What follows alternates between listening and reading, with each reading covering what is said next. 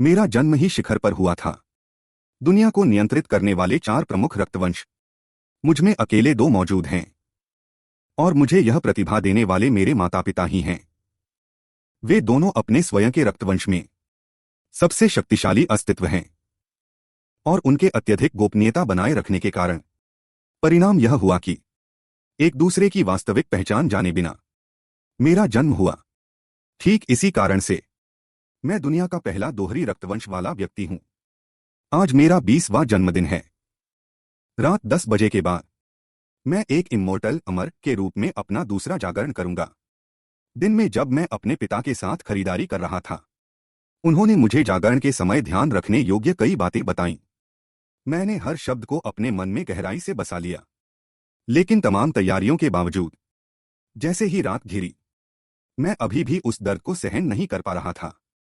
शरीर पर हजारों तेज धार वाले हथियारों के कटने जैसा महसूस होना। मैंने 2 साल पहले भी ऐसा ही अनुभव किया था। मुझे धुंधला सा याद है, वह तब था जब मैं पहली बार शिफ्टर वंश में जागृत हुआ था। हालांकि जागरण के बाद मेरे शरीर में भारी बदलाव आए थे, लेकिन उस जागरण की प्रक्रिया के दौरान मेरे शरीर के सारे बाल लगातार झड़ रहे थे। मुंह से खून ऐसे निकल रहा था जैसे वह कोई बेशकीमती चीज न हो। पूरे शरीर की मांसपेशियां जैसे टूट गई हों। यहां तक कि जब मेरी मां मेरी स्थिति देखने आई, तो मैंने उनसे पूछा कि क्या ऐसा जागरण फिर से होगा। उनके आश्वासन के बाद ही मैंने राहत की सांस ली, क्योंकि मैं वास्तव में उस दर्द को दोबारा नहीं झेलना चाहता था। लेकिन जैसा चाहा वैसा नहीं हुआ। वह दर्द आज फिर से मेरे शरीर में दोहराया जा रहा था। मजबूर होकर मैं केवल दांत पीसकर सहन कर सकता था। दृश्य बदलता है। समय अगले दिन पर आता है। इस समय तक मेरा जागरण पूरा हो चुका था। आईने में खुद को देखते हुए मैं अपने बदलावों को महसूस कर रहा था। सबसे पहले मेरे बाहरी रूप में कोई बदलाव नहीं आया था। दर्द की तीव्रता में भी कोई कमी नहीं आई थी, लेकिन मेरी सुनने की क्षमता बहुत तीव्र हो गई थी। हल्की सी आहट भी मेरे लिए हजारों गुना बढ़कर सुनाई देती थी। मैं कुशलता से अपनी साइकिक पावर का उपयोग करके धीरे धीरे अपने शरीर को नियंत्रित करने लगा। आखिरकार शिफ्टर बनने के दौरान मैंने इसकी कई बार प्रैक्टिस भी की थी। कानों के पास की आवाजें धीरे धीरे शांत होने के साथ मुझे एहसास हुआ कि अब मैं वास्तव में एक इmmortal कहलाने के योग्य हूं। बस क्या मैं इस रहस्य को छिपा पाऊंगा? जब मैं आईने में देखते हुए विचार कर रहा था, तभी मां के खाने के लिए बुलाने की आवाज सुनाई दी। मैंने जवाब दिया और कमरे से बाहर निकल आया। सामने मेज पर सजे स्वादिष्ट व्यंजनों को देखकर क्या आप विश्वास कर सकते हैं कि यह सिर्फ हमारा नाश्ता है? मां की खाने की क्षमता को देखते हुए जो आधा राइस कुकर खा सकती हैं। पिता को भी कभी इस पर संदेह नहीं हुआ। उनके पास शिफ्टर होने की पहचान है। भोजन के दौरान पिता ने अचानक मेरा सरकारी परीक्षा में बैठने का सुझाव दिया, क्योंकि अधिकांश इmmortals सरकारी पदों पर कार्य करते हैं। इससे पहले कि मैं कुछ कह पाता, मां ने मेरे विश्वविद्यालय जाने की जरूरत का बहाना बनाया और पिता के प्रस्ताव को ठुकरा दिया, क्योंकि वह चाहती थीं कि विश्वविद्यालय से स्नातक होने के बाद मैं शिफ्टर कंपनियों में काम करूं, ताकि मैं अपने वंश की पेशेवर ट्रेनिंग ले सकूं। इसलिए मेरे भविष्य के विकास के लिए एक दूसरे की असली पहचान से अनजान उन दोनों के बीच पहली बार मतभेद उत्पन्न हुआ। मैं कल्पना भी नहीं कर सकता कि ये 2 महाशक्तिशाली लोग अगर आपस में भिड़ गए तो क्या मंजर होगा। इसलिए मैंने तुरंत कहा कि मैं एक मरीन नौसेना पैदल सेना बनना चाहता हूं। मेरे शब्द खत्म होते ही मां ने मुस्कुराते हुए मुझे आगाह किया कि यह कोई सोच समझकर कही गई बात नहीं है। उनके द्वारा अनजाने में छोड़ी गई हत्या की भावना को महसूस करते हुए मैं इतना डर गया कि मेरे शब्द लड़खड़ाने लगे। सौभाग्य से इस समय पिता ने मुझे बचा लिया। उन्होंने कहा कि सैनिक बनना भी बहुत अच्छा है, और सुझाव दिया कि सेना में शामिल होने से पहले मुझे सैन्य अकादमी जाना चाहिए। इस तरह से मां की मुझे स्कूल भेजने की इच्छा भी पूरी हो जाएगी, और सैन्य अकादमी जाने से भविष्य की सैन्य सेवा में भी मदद मिलेगी। अंत में उन्होंने मुझसे कहा कि सैन्य अकादमी जाने से पहले मुझे सरकारी सेवा की परीक्षा देनी चाहिए। परीक्षा पास करने के बाद वह मेरी नियुक्ति में मदद करेंगे, और पद संभालने के बाद मैं सैन्य अकादमी जा सकता हूं। साथ ही सरकारी परीक्षा पहले पास कर लेने से सैन्य अकादमी में प्रवेश के लिए अतिरिक्त अंक भी मिलते हैं। पिता की इस योजना को सुनकर मुझे उनके प्रति सम्मान व्यक्त करना ही पड़ा। इस एक तीर से 3 निशाने लगाने के तरीके ने मां को भी निरुत्तर कर दिया। हालांकि पिता ने कहा कि सरकारी परीक्षा इतनी आसान भी नहीं है। उनका एक दोस्त हुआ करता है जिसका हुआ शहर में एक कोचिंग सेंटर है। उन्होंने मुझे वीकेंड पर वहां जाकर पढ़ाई करने को कहा। मैंने खुशी खुशी पिता की योजना स्वीकार कर ली। 6 घंटे बस में सफर करने के बाद मैं आखिरकार उस कोचिंग सेंटर पहुंच गया जिसका जिक्र पिता ने किया था। वहां मैं उस शिक्षक से मिला जो मुझे पढ़ा रहे थे। जब शिक्षक ने मुझे देखा तो उन्होंने बहुत उलझन में पूछा कि मैं एक इmmortal होकर भी इतना मांसल और कसरती शरीर क्यों रखता हूं। मैंने उन्हें बताया कि यह मेरे मिश्रित रक्तवंश के कारण है। उन्होंने बहुत गंभीरता से कहा कि यह असंभव है। इmmortals का रक्तवंश बहुत शुद्ध होता है और वैसे भी तुम्हारे पिता कोई साधारण व्यक्ति नहीं है। इंसानी खून कैसे इmmortal खून के साथ मिल सकता है। मैं उन्हें निश्चित रूप से यह नहीं बता सकता था कि मेरी मां का रक्त अत्यंत शुद्ध है। इसके बाद शिक्षक मुझे पहाड़ पर ले गए। प्रशिक्षण मैदान पर पहुंचते ही मुझे अचानक लगा कि यह कोचिंग सेंटर जैसा बिल्कुल नहीं लग रहा। तभी शिक्षक ने मुझसे पूछा, क्या तुमने अपनी इmmortal शक्तियों को आजमाया है। मैंने उन्हें बताया कि मैंने अपने हाथ पर चाकू से कट लगाया था, लेकिन घाव बहुत जल्दी भर गया। उन्होंने जमीन पर एक छोटी छड़ी से इधर उधर निशान बनाए और फिर मुझसे पूछा कि घाव भरने का सिद्धांत क्या है। मैंने कहा कि मुझे नहीं पता। उन्होंने बताया कि उन्हें भी नहीं पता, लेकिन उन्होंने मुझसे कहा कि इmmortals को याद रखना चाहिए कि शारीरिक शक्ति और संवेदी क्षमता बढ़ाने से उपचार की शक्ति बढ़ती है। इसके बाद उन्होंने मुझे ट्रेनिंग शुरू करने को कहा। मैंने उनसे कहा कि मैं यह सब समझ सकता हूं, लेकिन मेरी हैरानी का ठिकाना नहीं था कि ये इmmortal ज्ञान की बातें और जमीन पर गड़े हुए खंजरों पर दौड़ना, मेरा इससे क्या संबंध है। क्या मैं यहां सरकारी नौकरी की परीक्षा के लिए अपनी क्षमता बढ़ाने नहीं आया हूं। आप मुझे परीक्षा की सामग्री क्यों नहीं पढ़ा रहे। मेरी बात सुनकर वह शिक्षक भी चकरा गया। उसने कहा, क्या तुम इmmortal स्पेशल फोर्स की परीक्षा के लिए नामांकन नहीं कर रहे हो। यही परीक्षा की सामग्री है। तुम्हें पढ़ना है तो पढ़ो, नहीं तो अभी के अभी जा सकते हो। मुझे तुरंत एहसास हुआ कि मेरे पिता ने मुझे फंसा दिया है, लेकिन केवल इस परीक्षा को पास करके ही मैं वह कर पाऊंगा जो मैं करना चाहता हूं। मुझे मजबूरन अपनी पढ़ाई जारी रखनी पड़ी ताकि मेरे कपड़े न फटें। शिक्षक विशेष रूप से मेरे लिए एक फूलों वाली शॉर्ट्स लाए थे। जमीन पर गड़े हुए उन खजरों को देखकर मैंने खुद को सांत्वना देने की पूरी कोशिश की। खैर, परीक्षा तो देनी ही है। बस लिखित परीक्षा की जगह यह व्यावहारिक परीक्षा है। मैंने अपनी आंखें बंद की, एक गहरी सांस ली और फिर खंजरों की उस कतार की ओर दौड़ पड़ा। जैसे ही खंजर शरीर में घुसने की पचपच की आवाज आई और चीखें गूंजी, अंत तक पहुंचते पहुंचते मेरे दोनों पैर खून से लथपथ हो चुके थे। मैं बेदम होकर जमीन पर गिर पड़ा और जोर से चिल्लाया कि अब और नहीं होगा, बेहतर होगा कि मुझे यहीं मार डालो। तभी शिक्षक मेरे सामने आए और बोले, नाटक करना बंद करो। तुमने जानबूझकर बीच के कुछ खंजरों से बचाकर दौड़ लगाई है ना। तुम्हारी शारीरिक क्षमता अच्छी है। फिर उन्होंने मेरे पैरों को देखा जो लगभग भर चुके थे। तुम्हारी उपचार क्षमता भी कमाल की है। लड़के, अगली बार तुम बच नहीं सकोगे। तुम्हें कई बार और कुचलना पड़ेगा ताकि घाव और गहरे हों। बेहतर होगा कि पैर ही टूट जाएं। उनकी बातें सुनकर मैं सोचने लगा कि यह आदमी सच में पागल है। उनके लगातार दबाव के कारण मैं बार बार उन खंजरों के ऊपर से दौड़ता रहा। जब मैं दर्द से तड़प रहा था तब उन्हें धीरे धीरे कुछ अजीब महसूस हुआ। खंजरों वाली ट्रेनिंग का उद्देश्य दर्द के माध्यम से इmmortal को बेहोश करना होता है ताकि दर्द सहने की क्षमता बढ़ सके। इस तीव्रता की ट्रेनिंग के हिसाब से मुझे अब तक बेहोश हो जाना चाहिए था। तुरंत उन्होंने मेरी यह खंजरों पर नृत्य वाली ट्रेनिंग रुकवा दी और मुझसे पूछा कि क्या तुम्हें दर्द महसूस नहीं होता। तुम अब तक बेहोश क्यों नहीं हुए। दर्द कैसे नहीं हो सकता। क्या आपने नहीं देखा मैं दर्द से चिल्ला रहा हूं। लेकिन मैं उन्हें यह नहीं बता सकता था कि मेरे पास शिफ्टर का रक्तवंश भी है और एक मजबूत शरीर वाला शिफ्टर कभी भी ऐसे छोटे जख्मों से बेहोश नहीं होता। इसलिए मैंने उनसे पूछा कि बेहोश होने के अलावा क्या इस बाधा को पार करने का कोई और तरीका है। उन्होंने कुछ सोचा और मुझसे पूछा कि 50 मीटर दौड़ने में कितने सेकंड लगते हैं। मैंने उन्हें 6 सेकंड बताया। यहां खंजरों की यह कतार ही 50 मीटर है। उन्होंने कहा कि अगर मैं 6 सेकंड के भीतर इसे पूरा कर लेता हूं तो मैं इस ट्रेनिंग में सफल माना जाऊंगा। यह सुनकर मैं मुस्कुराया। मेरे कहने का मतलब था कि 50 मीटर 6 सेकंड में दौड़ना मेरी सामान्य अवस्था में संभव है।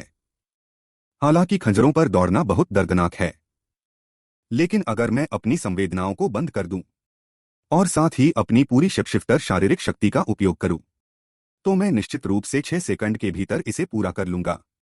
मैं एक तेज कदम के साथ दौड़ पड़ा।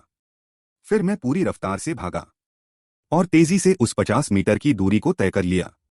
लेकिन जब मैंने शिक्षक से पूछा कि क्या मैं 6 सेकंड के अंदर था तो उन्होंने मुझे एक बार फिर करने को कहा, क्योंकि वे अभी समय नोट करना भूल गए थे।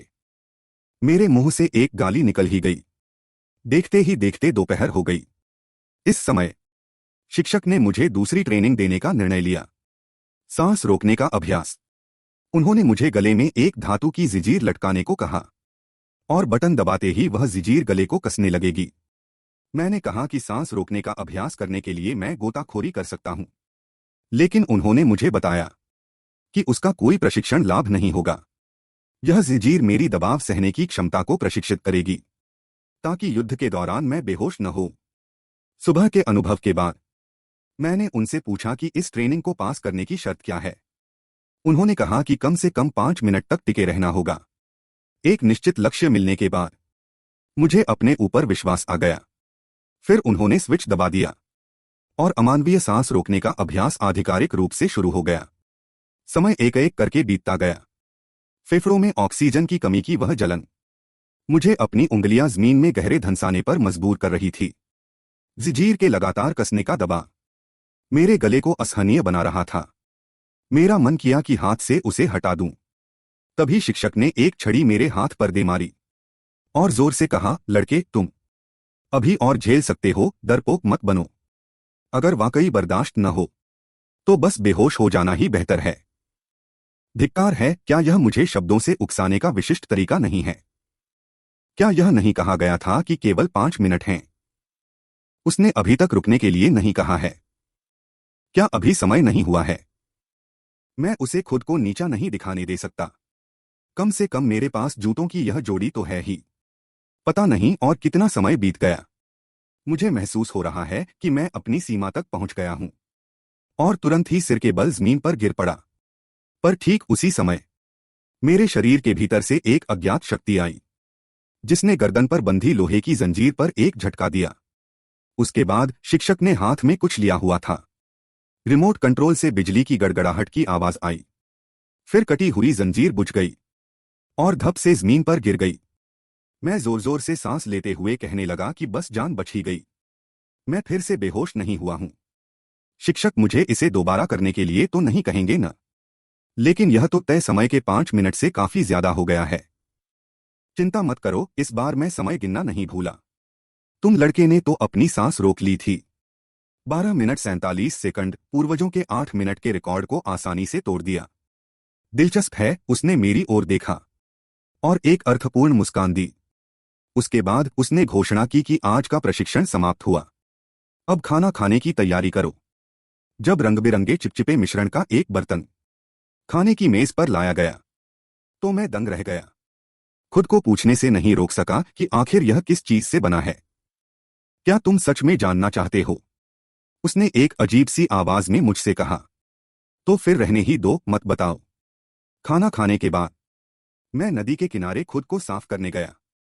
अभी 18 बार उल्टी करने के बाद मेरा मन कर रहा था कि खुद को 18 बार रगड़कर साफ करूं। ऐसा लगता है कि मुझे खुद ही खाना बनाना पड़ेगा। जब रात को सोने का समय आया, मैंने कमरे में भरे मच्छरों को देखा और शिक्षक से पूछा कि उन्होंने मच्छर भगाने वाली अगरबत्ती क्यों नहीं जलाई।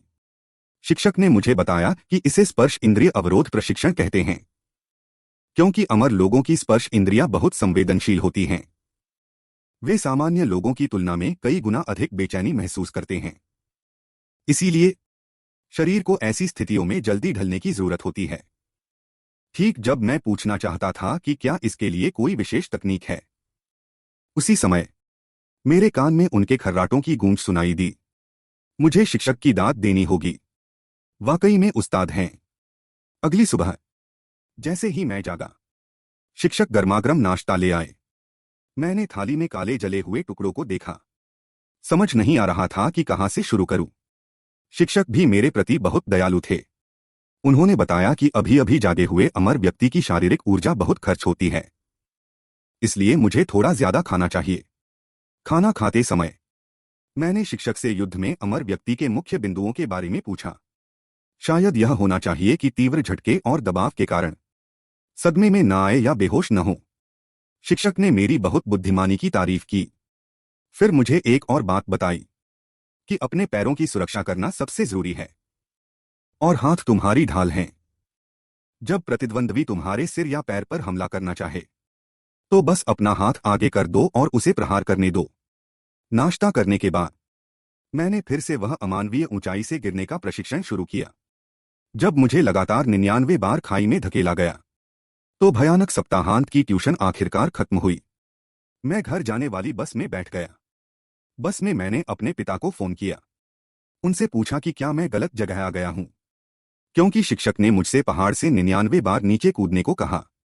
पिता ने मुझे बताया कि अमर व्यक्ति को थोड़ी चोट लगने से कोई फर्क नहीं पड़ता, केवल तभी तुम अपने शरीर की सीमा को जान पाओगे। इस पल मुझे सच में शक हुआ कि क्या मैं उनका सगा बेटा हूं। घर लौटकर मैंने स्वादिष्ट भोजन खाया, बिना मच्छरों वाले कमरे में रहा, मजेदार वीडियो गेम खेले।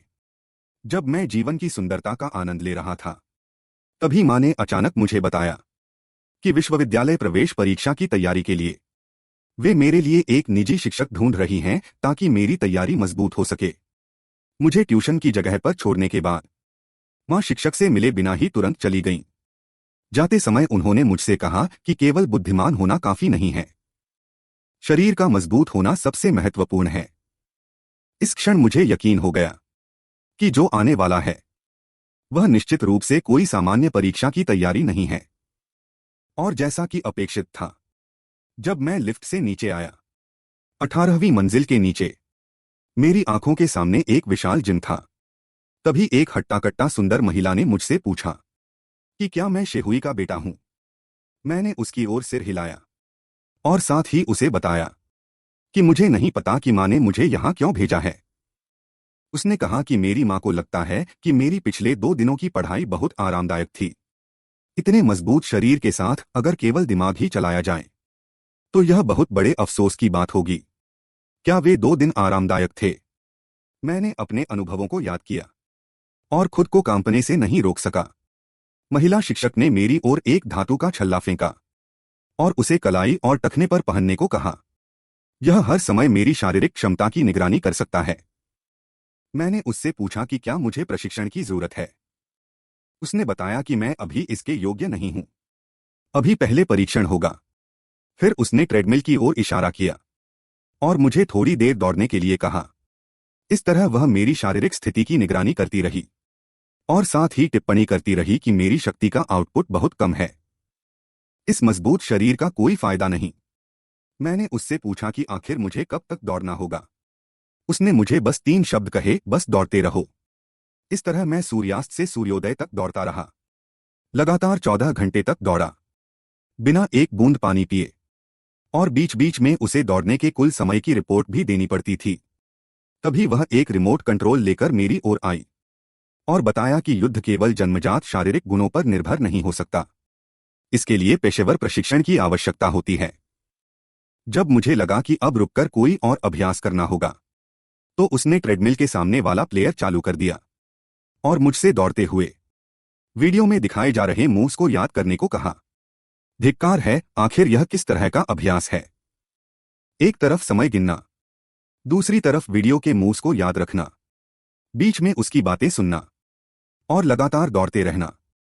अगर मैंने अमर व्यक्ति की संवेदी अलगाव क्षमता का उपयोग नहीं किया होता तो मैं बहुत पहले ही टूट गया होता। क्या अन्य प्रजातियों का प्रशिक्षण भी ऐसा ही होता है? इस तरह 24 घंटे बीत गए। यह अमानवीय कार्डियो व्यायाम आखिरकार समाप्त हुआ। इस समय महिला शिक्षक ने ट्रेडमिल पर पड़े हुए मेरी ओर देखा और एक रहस्यमयी मुस्कान दी। फिर उसने स्ट्रेचिंग एक्सरसाइज शुरू की। उसे मूव्स का प्रदर्शन करते हुए देखकर मैं हैरान रह गया कि मानव शरीर इतना लचीला कैसे हो सकता है। और जब मैंने इसे करने की कोशिश की तो मैं एकदम अकड़ा हुआ था।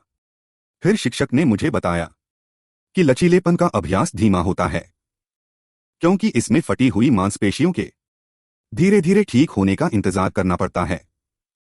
यह सुनकर मेरे दिमाग में एक बिजली सी कौंध दी। मैं एक अमर व्यक्ति हूं। मुझे धीरे धीरे करने की कोई जरूरत नहीं है। जब तक मैं एक पल का दर्द सह सकता हूं, इसे पूरा खींचना कोई समस्या नहीं है। फिर अमर शरीर की तेजी से ठीक होने की क्षमता के साथ मेरे लिगामेंट फिर से बढ़ने लगे। जिस लचीलेपन को पाने के लिए दूसरों को लंबे समय तक प्रशिक्षण की जरूरत होती है, उसे मैंने 1 मिनट से भी कम समय में कर दिखाया। शिक्षक हैरान रह गई कि मैं कितना अद्भुत व्यक्ति हूं और तुरंत घोषणा की कि आज का शारीरिक प्रशिक्षण समाप्त हुआ। सामने इस तेल टपकते हुए भुने हुए सूअर को देखकर मैं अपना थूक गटकने से नहीं रोक सका। शिक्षक से पूछा कि क्या यह हमारा रात का खाना है।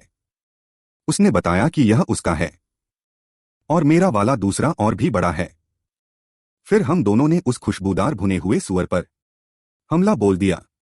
बाद के अभ्यासों में युआनमू शिक्षक ने विभिन्न जिम उपकरणों के माध्यम से लगातार मेरे विभिन्न संकेतकों का परीक्षण किया।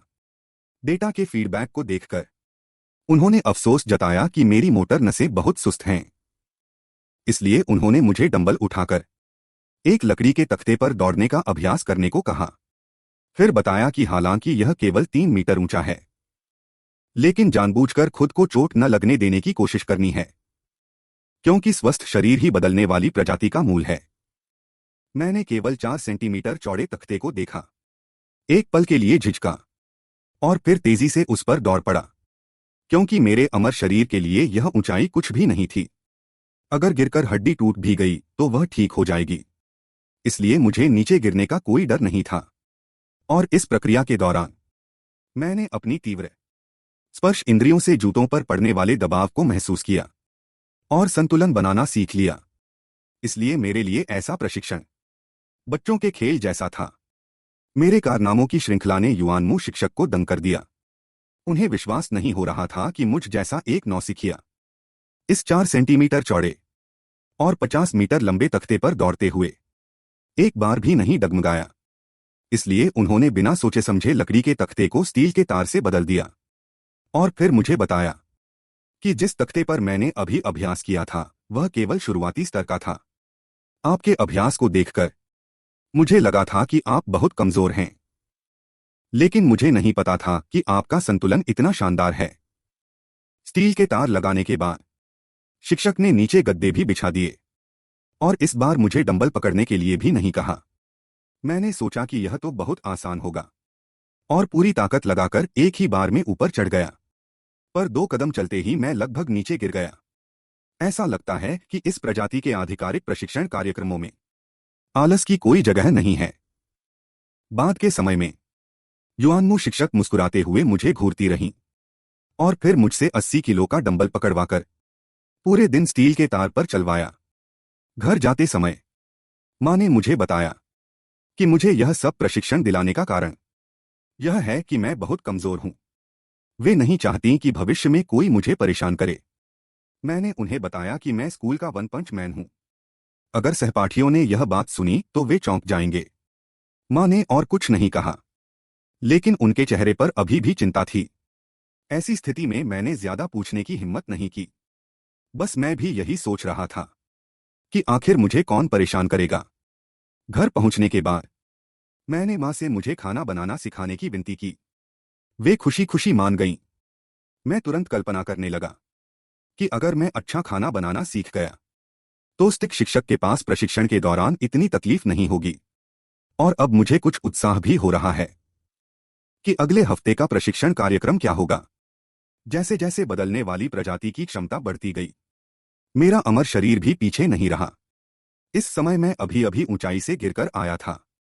अपना आखिरी प्रशिक्षण पूरा करके पहाड़ की चोटी पर खड़े स्टिक शिक्षक ने मुझसे कूदने के बाद जल्दी ऊपर आने को कहा।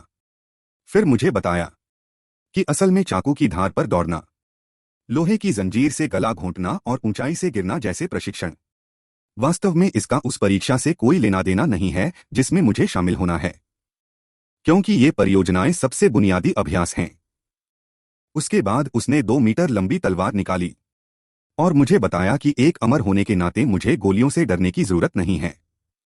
जब हमले का क्षेत्र छोटा हो तो शरीर से उसका सामना किया जा सकता है, लेकिन अगर यह किसी बड़े हथियार का वार है तो उससे बचना ही होगा।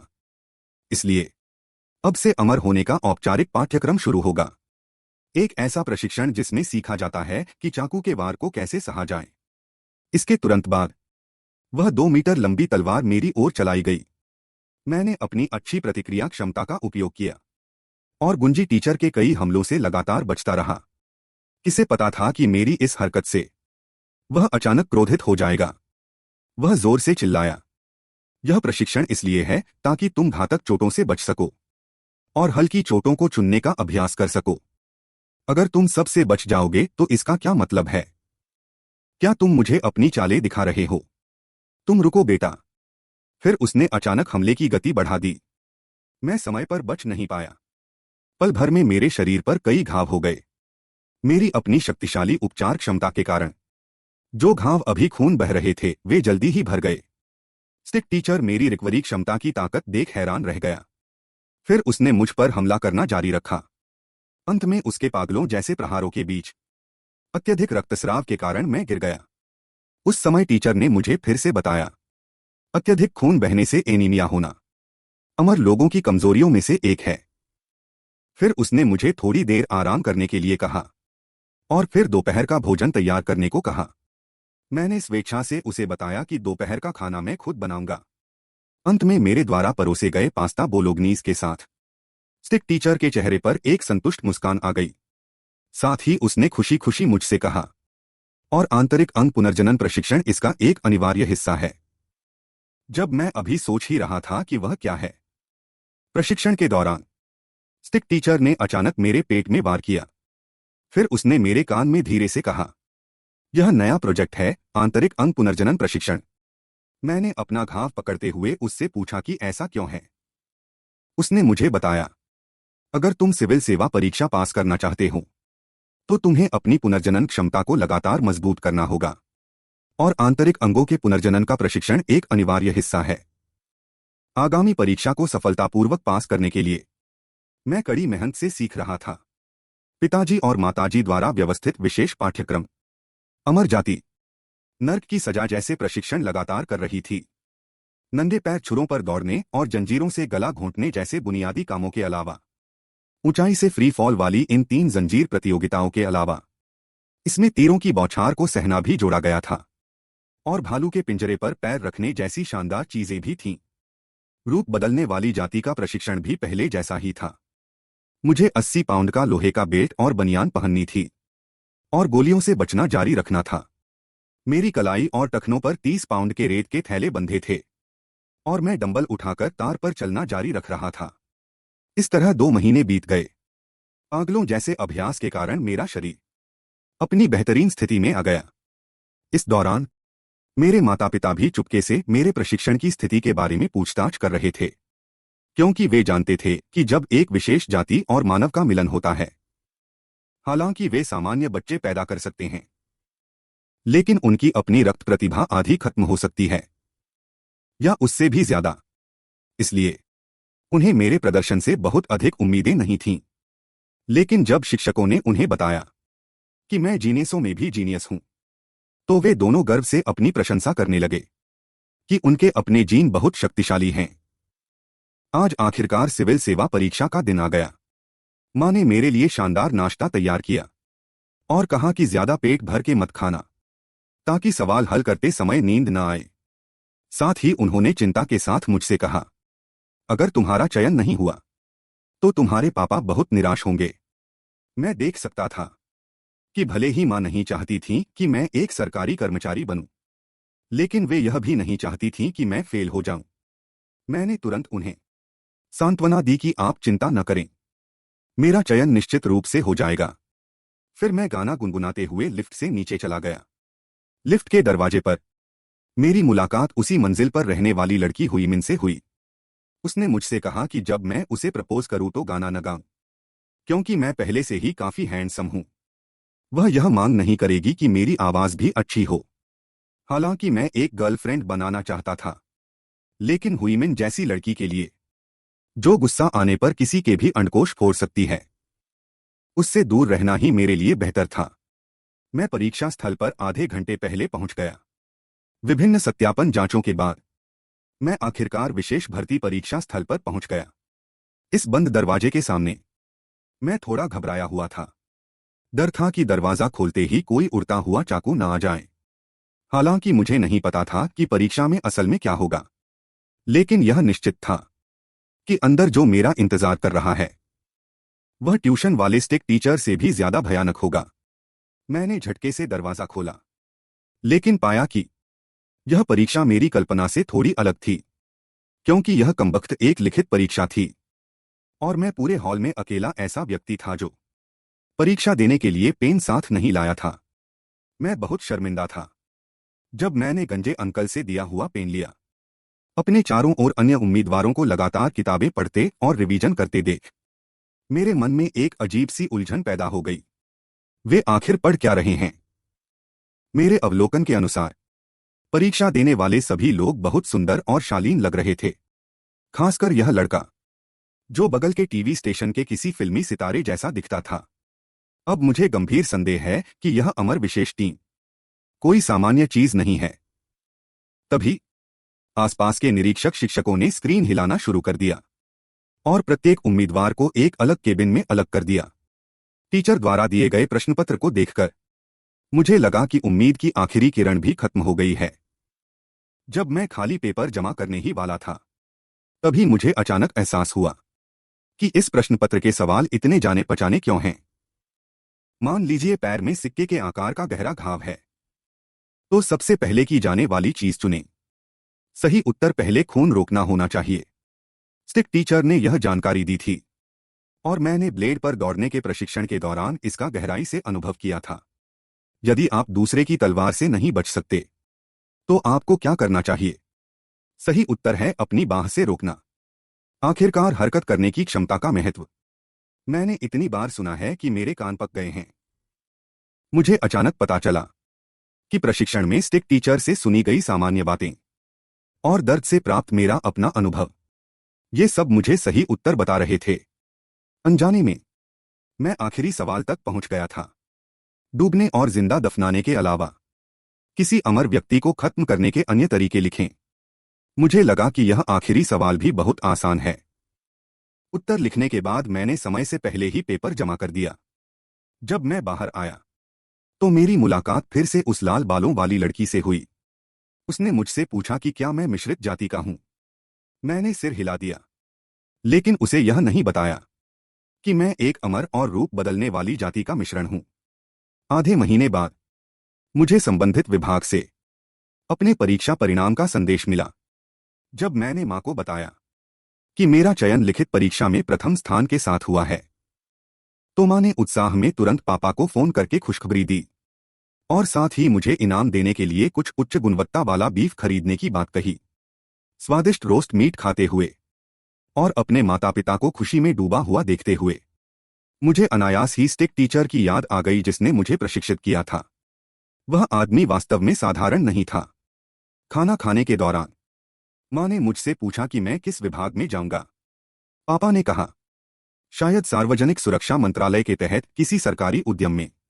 हालांकि पापा ने अपने सामान्य चेहरे के हाव भाव से मां को धोखा दे दिया, लेकिन मैं देख सकता था कि वे उस सवाल से बच रहे थे। इसलिए जिस जगह मैं अंततः जाऊंगा वह निश्चित रूप से साधारण नहीं होगी।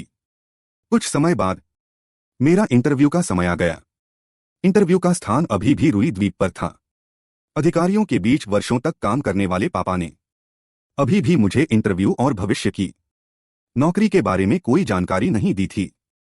बस इतना कहा कि सवालों के ईमानदारी से जवाब देना। जब मैं इंटरव्यू की जगह पहुंचा तो देखा कि इंटरव्यू देने आए अन्य सहकर्मी इंटरव्यू से संबंधित सामग्री का ध्यानपूर्वक अध्ययन कर रहे थे। मुझे अचानक लगा कि मैं यहां फिट नहीं बैठता। तभी मेरी मुलाकात फिर से लिखित परीक्षा के समय मेरे पास बैठे उस बेहद खूबसूरत राजकुमार जैसे लड़के से हुई। जैसे ही हमारी नजरें मिली, उसकी आंखों में एक अजीब सा भाव उभरा। उसका क्या मतलब है? पिछली बार परीक्षा केंद्र पर भी ऐसा ही हुआ था। मुझे महसूस हुआ कि मैं थोड़ा असहज हो रहा हूं। मैंने जल्दी से अपनी सीट बदल ली और उससे बहुत दूर चला गया।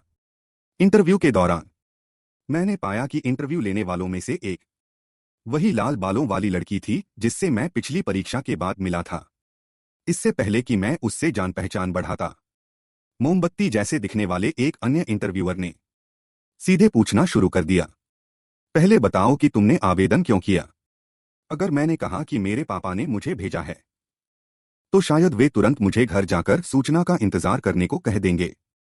इसलिए मैंने उन्हें बताया कि मैं इस कठिन परीक्षा को पास करके अपनी सीमाओं को चुनौती देना चाहता हूं। साथ ही मैं इस धरती और लोगों की रक्षा के लिए लड़ने को तैयार हूं। लाल बालों वाली लड़की ने फिर मुझसे पूछा, अगर तुम्हारी गर्लफ्रेंड और मां पानी में गिर जाएं, तो तुम पहले किसे बचाओगे? यह सवाल दिलचस्प था। मुझे उस दिन लड़की के चेहरे के हाव भाव याद आए। क्या वह मेरे बारे में कुछ सोच रही है?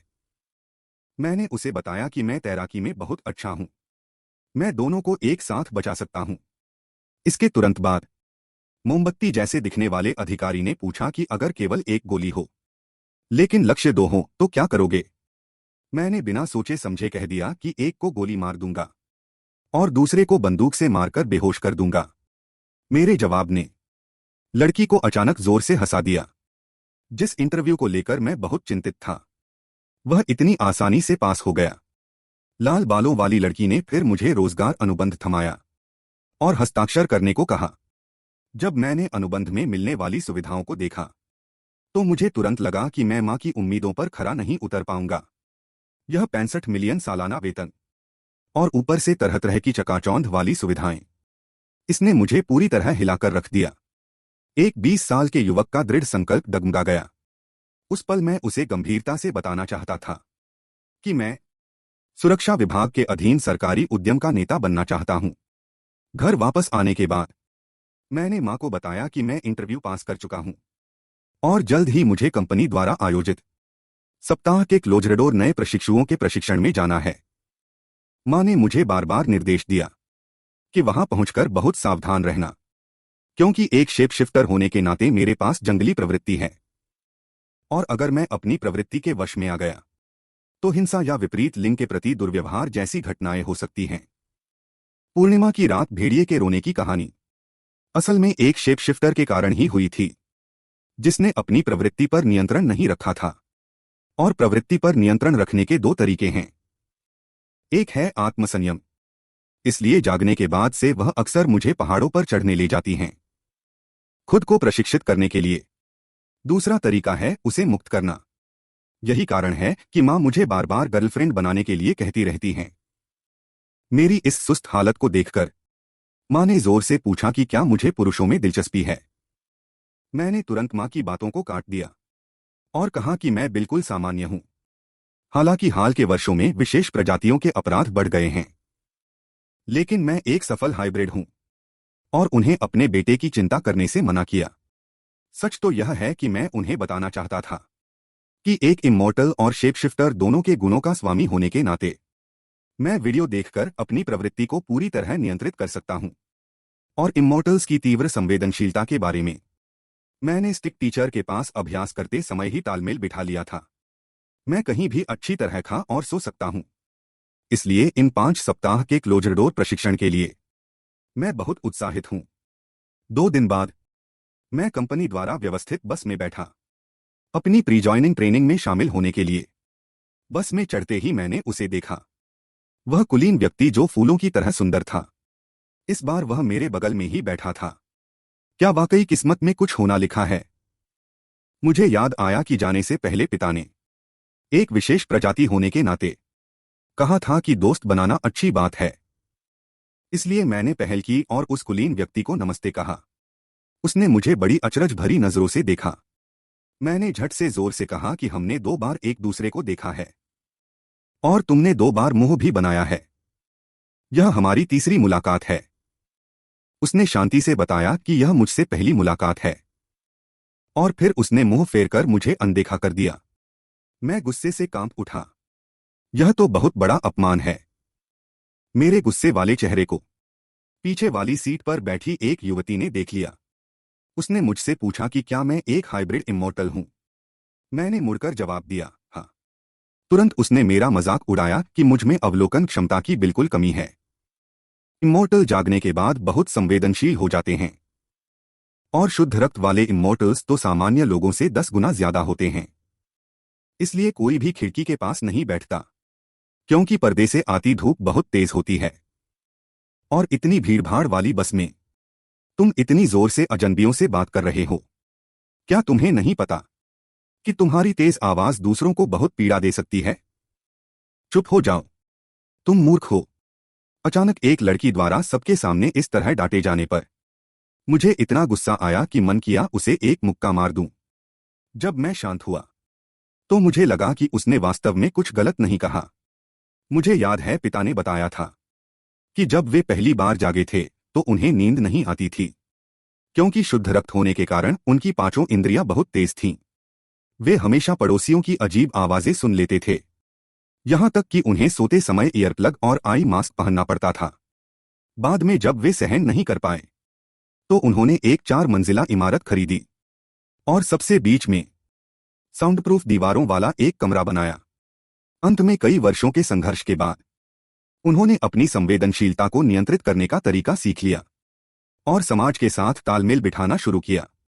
उस लड़की की प्रतिक्रिया को देखकर लगा कि संवेदनशीलता को स्वतंत्र रूप से नियंत्रित करना उनके लिए शायद बहुत कठिन है, लेकिन एक शेपशिफ्टर रक्त वाले होने के नाते मेरे लिए यह बहुत आसान है, क्योंकि मैं अपनी मांसपेशियों पर सूक्ष्म नियंत्रण करके अपनी संवेदनशीलता कम कर सकता हूं। अचानक मुझे अपने पेट में कुछ अजीब महसूस हुआ। एक प्राकृतिक ऊर्जा धीरे धीरे मेरी आंतों में इकट्ठा होने लगी। मुझे लगा जैसे एक छोटा पीला परी मुझे बुला रहा है। होंगी, क्या मैं बाहर की दुनिया देख सकता हूं? एक दयालु होने के नाते मैं इतने सच्चे अनुरोध को कैसे मना कर सकता था? इसलिए मैंने अपने शरीर को पूरी तरह ढीला छोड़ दिया और फिर एक हल्की पीली गैस चुपचाप बाहर निकल गई। इसके तुरंत बाद इमॉर्टल्स की कई गुना तेज सूंघने की शक्ति के कारण एक विषाक्तता की घटना घट गई। बस गंतव्य पर पहुंचने के बाद 2 सहकर्मी एक दूसरे का सहारा लेकर मुझे अभिवादन करने आए। हे ताकतवर भाई, तुम्हारी यह गैस बम बहुत जबरदस्त थी। अगर हम दोनों हाइब्रिड नहीं होते तो शायद हमें भी मेडिकल सहायता की जरूरत पड़ती। मैंने उनसे कहा कि यह केवल एक सामान्य शारीरिक प्रक्रिया है। जब उन्हें पता चला कि मैं हाइब्रिड हूं तो उन्होंने भी दोस्ती करने की इच्छा जताई। फिर हम तीनों साथ मिलकर ट्रेनिंग बेस की ओर चल दिए। तभी भूरे बालों वाली शाओफेंग ने मुझे बताया कि यह जगह है। लेकिन इससे पहले कि वह अपनी बात पूरी कर पाती, सामने से एक तेज गर्जना सुनाई दी। मैदान के मुख्य मंच पर इकट्ठा हो जा। जो 1 मिनट के भीतर नहीं पहुंचेगा वह अभी घर जा सकता है। सब लोग पागलों की तरह आगे की ओर दौड़ने लगे। जैसे ही सभी निर्देशानुसार इकट्ठा हुए, मेरी नजर 3 परिचित चेहरों पर पड़ी। गंजा अंकल, मोमबत्ती वाले इंटरव्यूअर और लाल बालों वाली लड़की। अंकल ने हाफते हुए लोगों को देखकर कहा कि वे हमारे इन कमजोर शरीरों से बहुत निराश हैं। इसलिए उन्होंने एक बार फिर तेज दौड़ने का आदेश दिया। जो पहले 3 पेड़ों तक पहुंचेंगे उन 15 लोगों को वे पुरस्कार देंगे। क्योंकि घर पर मां ने मुझे बार बार निर्देश दिया था कि अपनी शेपशिफ्टर पहचान उजागर न करूं, क्योंकि आम लोगों की नजर में शेपशिफ्टर्स बहुत खतरनाक होते हैं। इसलिए अपने नियंत्रण और बेहतरीन अभिनय के कारण मैं ठीक 14वें स्थान पर आया। जैसे ही मैं पुरस्कार की उम्मीद कर रहा था, गंजे इंस्ट्रक्टर ने सबको पहले 300 पुशअप्स करने को कहा। इस उच्च तीव्रता वाले शारीरिक प्रशिक्षण के लिए इससे इमॉर्टल्स की कमजोर शारीरिक बनावट तुरंत उजागर हो गई। एक सहकर्मी ने मजाक उड़ाते हुए टिप्पणी कर दी, जिसके बाद इंस्ट्रक्टर ने उसे दंड के रूप में हड्डी तोड़ने की धमकी दी और सजा के दौरान चिल्लाने की भी अनुमति नहीं थी, क्योंकि तेज आवाज से शुद्ध रक्त वाले इमॉर्टल्स के कान के पर्दे फट सकते हैं। इस कठोर व्यवहार को देखकर सभी डर गए। फिर तीनों इंस्ट्रक्टरों ने अपनी अपनी जिम्मेदारियों का परिचय दिया और हमारा इस खौफनाक ट्रेनिंग कैंप में स्वागत किया। शारीरिक प्रशिक्षण समाप्त होने के बाद सभी 10 लोगों वाले आलीशान हॉस्टल में रहने चले गए और मैं आश्चर्यचकित था कि मैं उस सुनहरे बालों वाले कुलीन और सुनहरे बालों वाली लड़की के साथ रहूंगा, साथ ही उन 2 हाइब्रिड सहकर्मियों के साथ भी जिन्हें मैं अभी मिला था। लेकिन इस बड़े कमरे में पुरुषों और महिलाओं का साथ रहना वास्तव में असुविधाजनक था। जब मेरी नजर उन 2 टूटे हुए कपड़ों बदलने वाले केबिनों पर थी, सुनहरे बालों वाली लड़की ने मुझे चेतावनी दी कि छिपकर न देखूं। क्या मैं इतना गंदा इंसान हूं? यह लड़की हमेशा मुझे निशाना क्यों बनाती है? तभी सुनहरे बालों वाले कुलीन ने कहा कि भविष्य में सभी शारीरिक क्रियाएं बाहर जाकर करनी होंगी। जो भी नियम तोड़ेगा मैं उसे खत्म कर दूंगा। यह देखकर लगा कि बस में मेरी गैस बम वाली घटना का उसके मन में बहुत गहरा गुस्सा है। तुरंत ही सभी ने सहमति जताई, यहां तक कि नए मिले हाइब्रिड जोड़ी ने भी नहीं। मैंने सोचा कि इन 2 घंटों की दोस्ती शायद खत्म हो गई है। खाना खाते समय कोच ने हमें हर हॉस्टल से एक लीडर चुनने को कहा। मैंने भी कोशिश की, लेकिन बस में मेरे शानदार प्रदर्शन के कारण लीडर का पद उस कुलीन व्यक्ति को मिल गया और अंत में सुनहरे बालों वाली लड़की ने मेरा मजाक उड़ाया कि हाइब्रिड और शुद्ध रक्त वाले की तुलना कैसे हो सकती है। मुझे इतना गुस्सा आया कि मैं उसे अपने दोहरे रक्त की शक्ति दिखाना चाहता था। इसके बाद कोचों ने एक वीडियो कॉन्फ्रेंस आयोजित की। मीटिंग में मोमबत्ती वाले कोच ने सबको बताया कि यह प्रशिक्षण हुआलिन के आधिकारिक कर्मचारियों को चुनने के लिए है। यदि नौकरी के बाद आप अपनी जान बचाना चाहते हैं तो आपको यहां कड़ी मेहनत करनी होगी। उनकी बातों से लग रहा था कि नौकरी के बाद का काम केवल साधारण 9 से 5 की नौकरी नहीं होगी और यह हुआलिन कंपनी सीधे अधिकारियों द्वारा प्रायोजित और प्रबंधित है। इसलिए बहुत संभावना है कि यह अधिकारियों की सहायता कुछ गंभीर घटनाओं को सुलझाने में करती हो।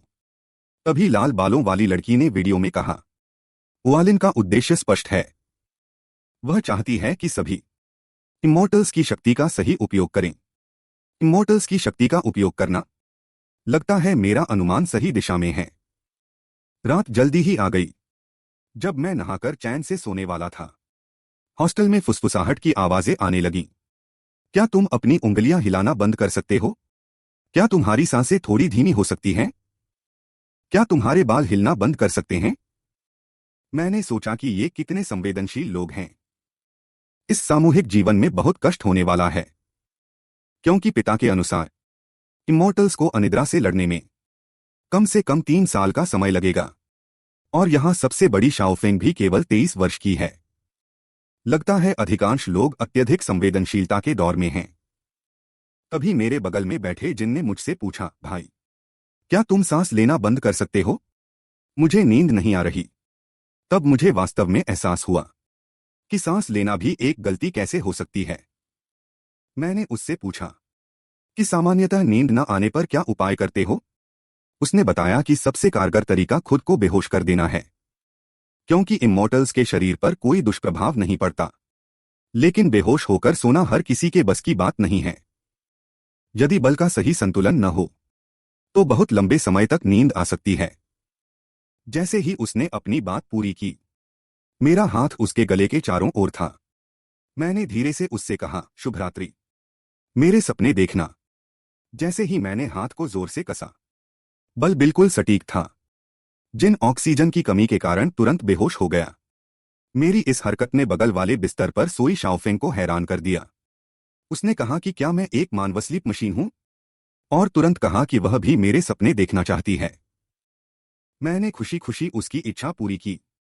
हॉस्टल के सभी लोगों को देखते हुए मैंने पूछा कि क्या कोई और भी मेरे सपनों में मिलना चाहता है। अचानक से सुनहरे बालों वाले कुलीन के अलावा बाकी सभी ने हाथ उठा दिए। फिर मैंने एक एक करके उन्हें सपनों की दुनिया में भेज दिया। लेकिन जब सुनहरे बालों वाली लड़की की बारी आई तो उसके घमंडी अंदाज ने मुझे बहुत क्रोधित कर दिया। लेकिन एक ही हॉस्टल के साथी होने के नाते मैं मदद भी नहीं कर सकता था। इसलिए मैंने सीधे अपने हाथ का प्रहार किया ताकि उसे पता चले कि भौतिक लोरी क्या होती है।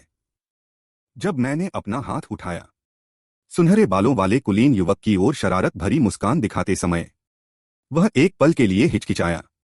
फिर वह मुड़ा और लेट गया। उस रात ग्रुप 3 के सभी लोगों ने अच्छी नींद ली, बेशक ग्रुप लीडर को छोड़कर। अब मैं अचानक रात के आने का इंतजार करने लगा हूं। ट्रेनिंग के दूसरे दिन की सुबह ही गंजे अंकल हमें 10 किलोमीटर की लंबी दौड़ पर ले गए। फिर लाल बालों वाली महिला ने अमर लोगों की कमजोरी के बारे में व्यावहारिक प्रदर्शन किया। तभी एक मूर्ख ने सोचा कि उसने 2 दिन कुश्ती सीखी है और मेरे पास आकर अपना आत्मविश्वास आजमाना चाहता था। परिणाम यह हुआ कि मैं उसे 1 सेकंड में गिरा दिया। लाल बालों वाली दीदी की उलझन भरी नजरों के बीच मैंने तुरंत कहा कि यह सिर्फ मेरी किस्मत थी। अगला प्रशिक्षण मोमबत्ती इंस्ट्रक्टर द्वारा संचालित शार्प नाइफ रनिंग था। 3 सेंटीमीटर की ब्लेड ने इन नौसिखियों को इतना डरा दिया कि वे हकलाने लगे। लेकिन मेरे लिए यह सिर्फ तलवों की मालिश जैसा था। आखिरकार तब स्टिक टीचर ने मुझे सिखाया था कि 15 सेंटीमीटर की ब्लेड का उपयोग कैसे किया जाता है। प्रशिक्षण का 1 सप्ताह इसी तरह बीत गया। जब मैं नहा धोकर आराम करने के लिए हॉस्टल वापस जाने वाला था, मैंने देखा कि सब बिस्तर पर बैठकर शून्य में ताक रहे हैं। पता चला कि कल रात सुनहरे बालों वाला रईस लड़का सो नहीं सका और बाहर टहलने निकल गया, जिसके परिणामस्वरूप दूसरे कमरे के लोगों के साथ उसका टकराव हो गया। आज कुछ लोग तीसरे समूह के लोगों को अजीब नजरों से देख रहे थे।